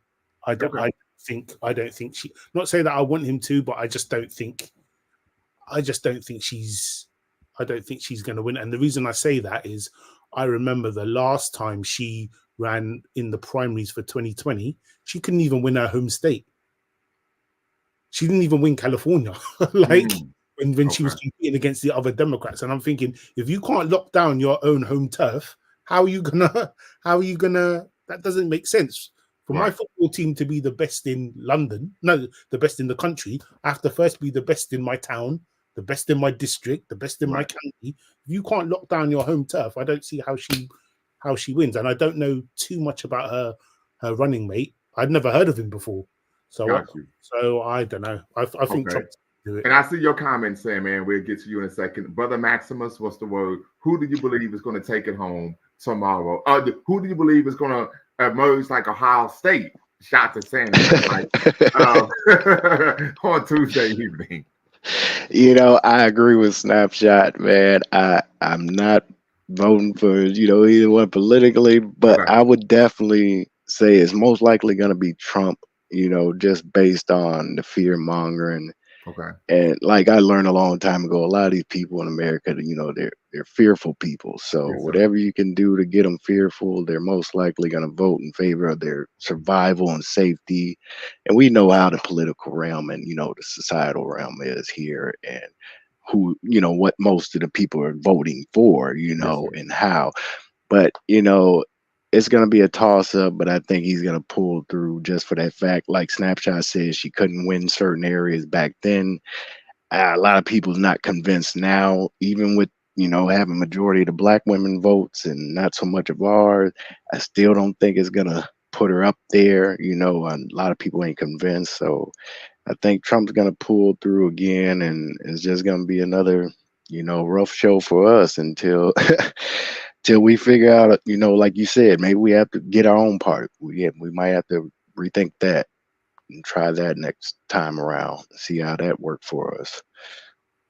Absolutely. At the very least, run all candidates. And Sandman says he has Kamala winning. So now I'll answer my own question. And I will provide this with a caveat. My prediction is if the polls are accurate as to what's been, of course, disseminated via New York Times, I think that she will actually win. I think if the polls are accurate, I think she will win. And I think that once again, Trump is going to argue that there had been fraud, widespread fraud. And as a result, they would then try to contest the election, and they may even be violent, unfortunately, once again.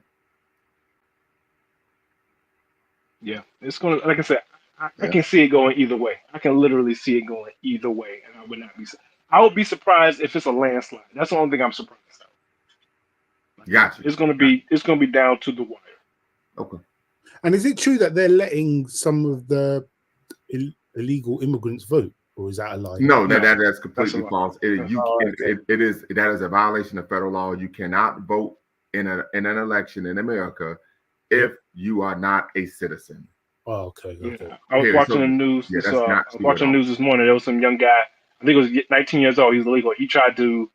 I think he did vote, but they caught him, and he will most likely get deported. And they put him under arrest, and he's sitting in the county jail, and they're about to ship him out of here. You cannot do that by law. Yeah. Well, okay, that's now there have been some ballot measures about allowing illegal citizens to vote in like local and city and county and state elections, right? Yeah. No, I don't think as of yet. Yeah, they haven't passed, but the fact that they're on the ballot is concerning for me.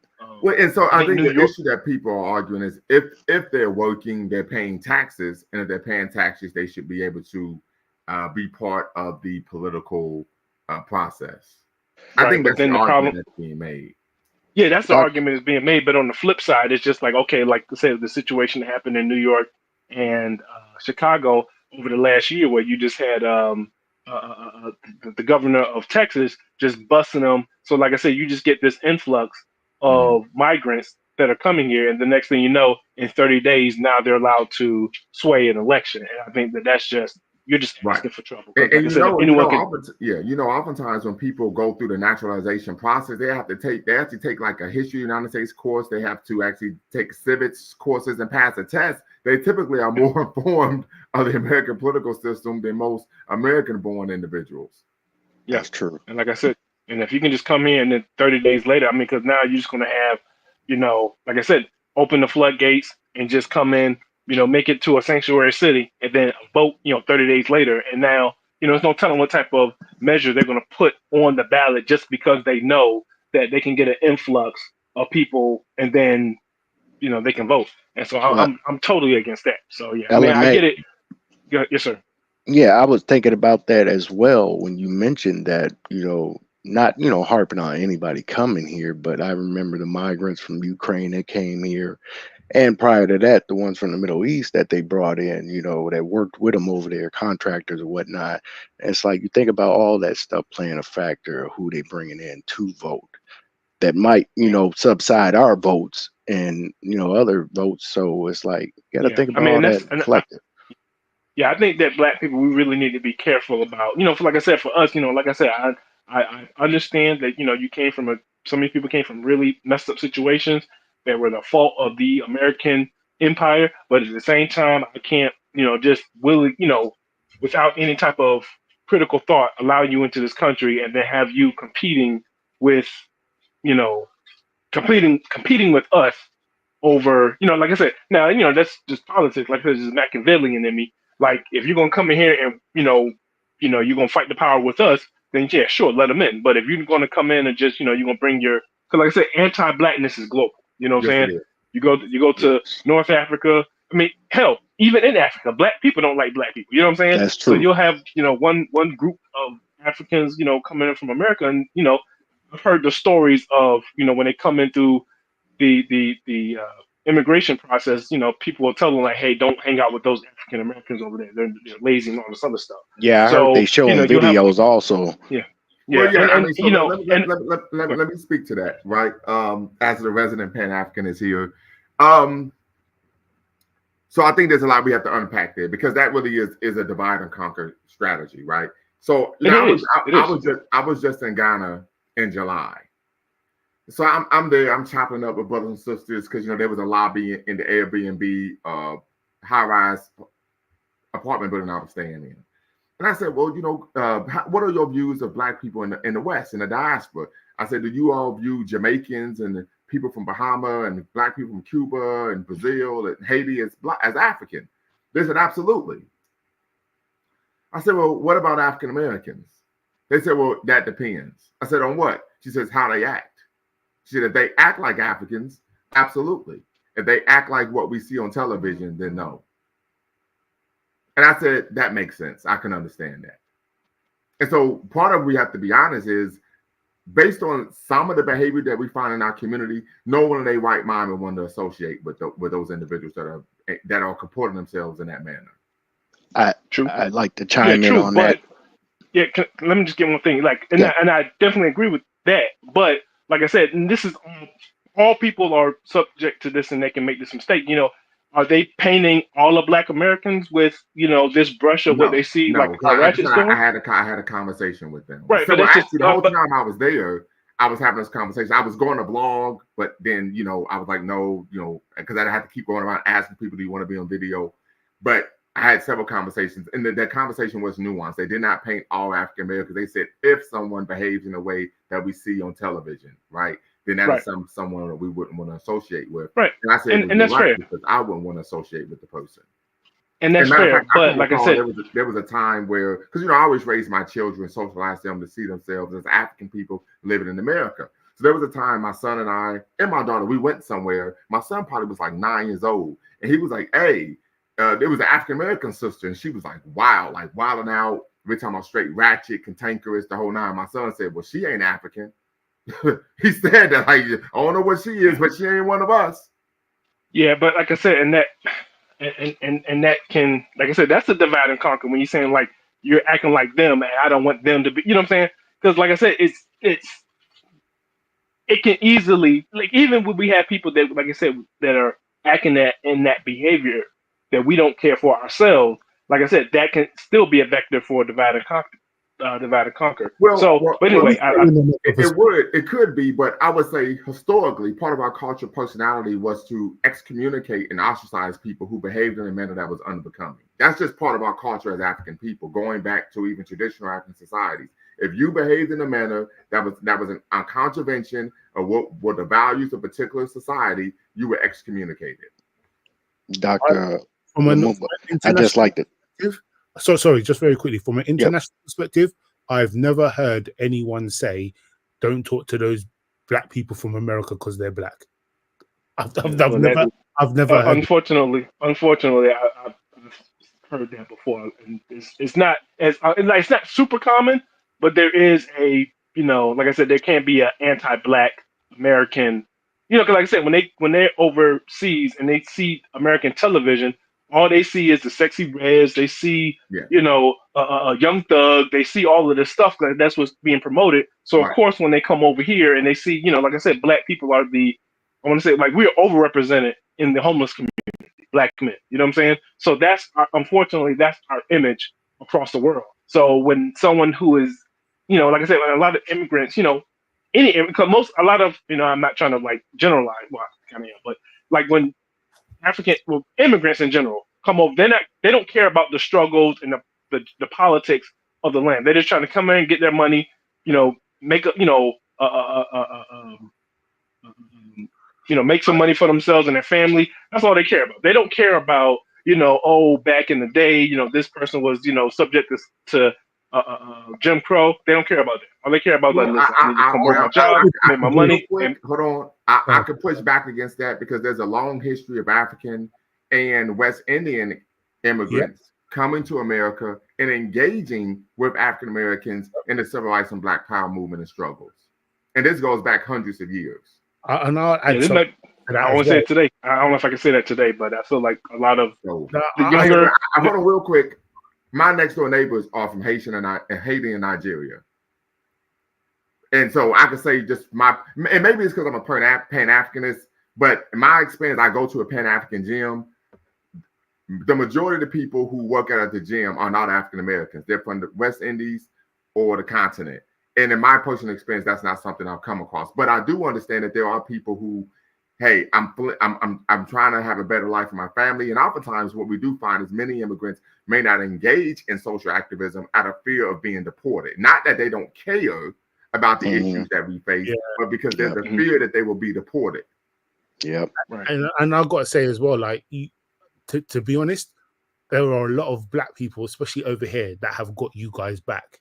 Like we might not be over there and stuff, but we understand what you're going through. Absolutely. And whatever we can do, we are down to be able to help in whichever way is possible. I've never seen groups of people or mass say they don't want to associate with Black Americans because they're black. I mean, if there's a particular issue, it's down to an individual. Because I mean, if I was to ask you, LMA, would you want to go and hang out with Sexy Red or Young Thug?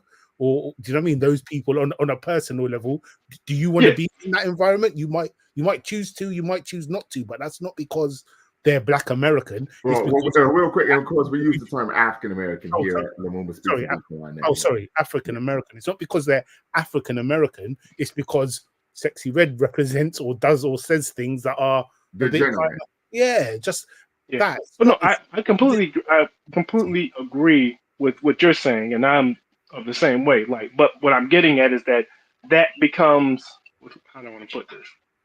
That any group of people can fall into the trap of wiping a group of people with a wide brush just because of the actions of a minority, and anyone can fall for that. And I'm not saying that other people they're special because they're treat, no, everyone does it. Like when the Ukrainians come over, when the Irish come over, everyone will come to this country, see some ratchet African Americans, and then like just paint, oh, that's how they all are. Everyone, that's basically what I was getting at. What I was saying, that there's anti-blackness across the world, and including other black people.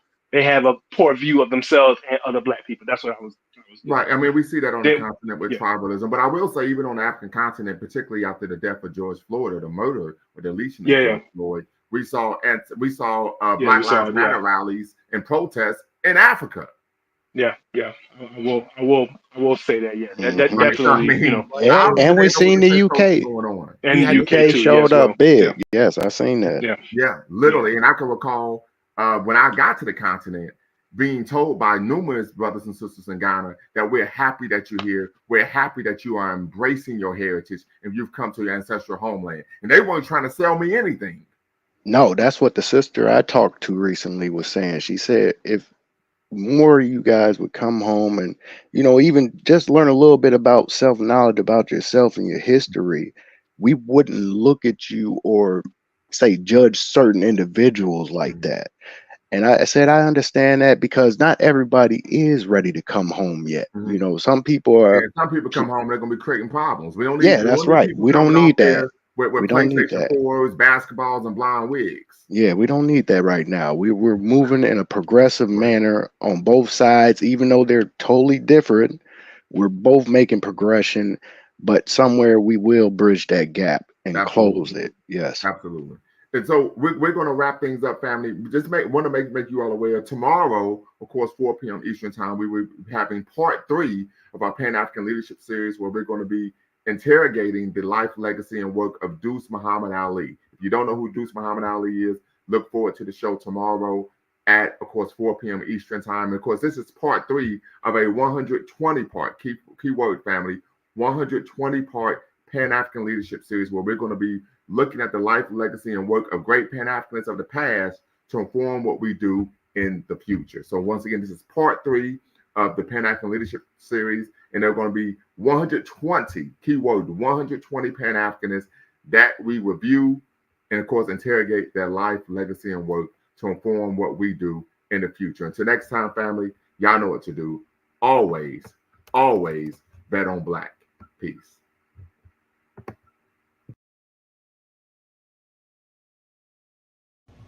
Before you go, make sure you hit the subscribe and like button. Thank you for supporting the channel. And remember, here at Lumumba Speaks, we always bet on Black. Peace.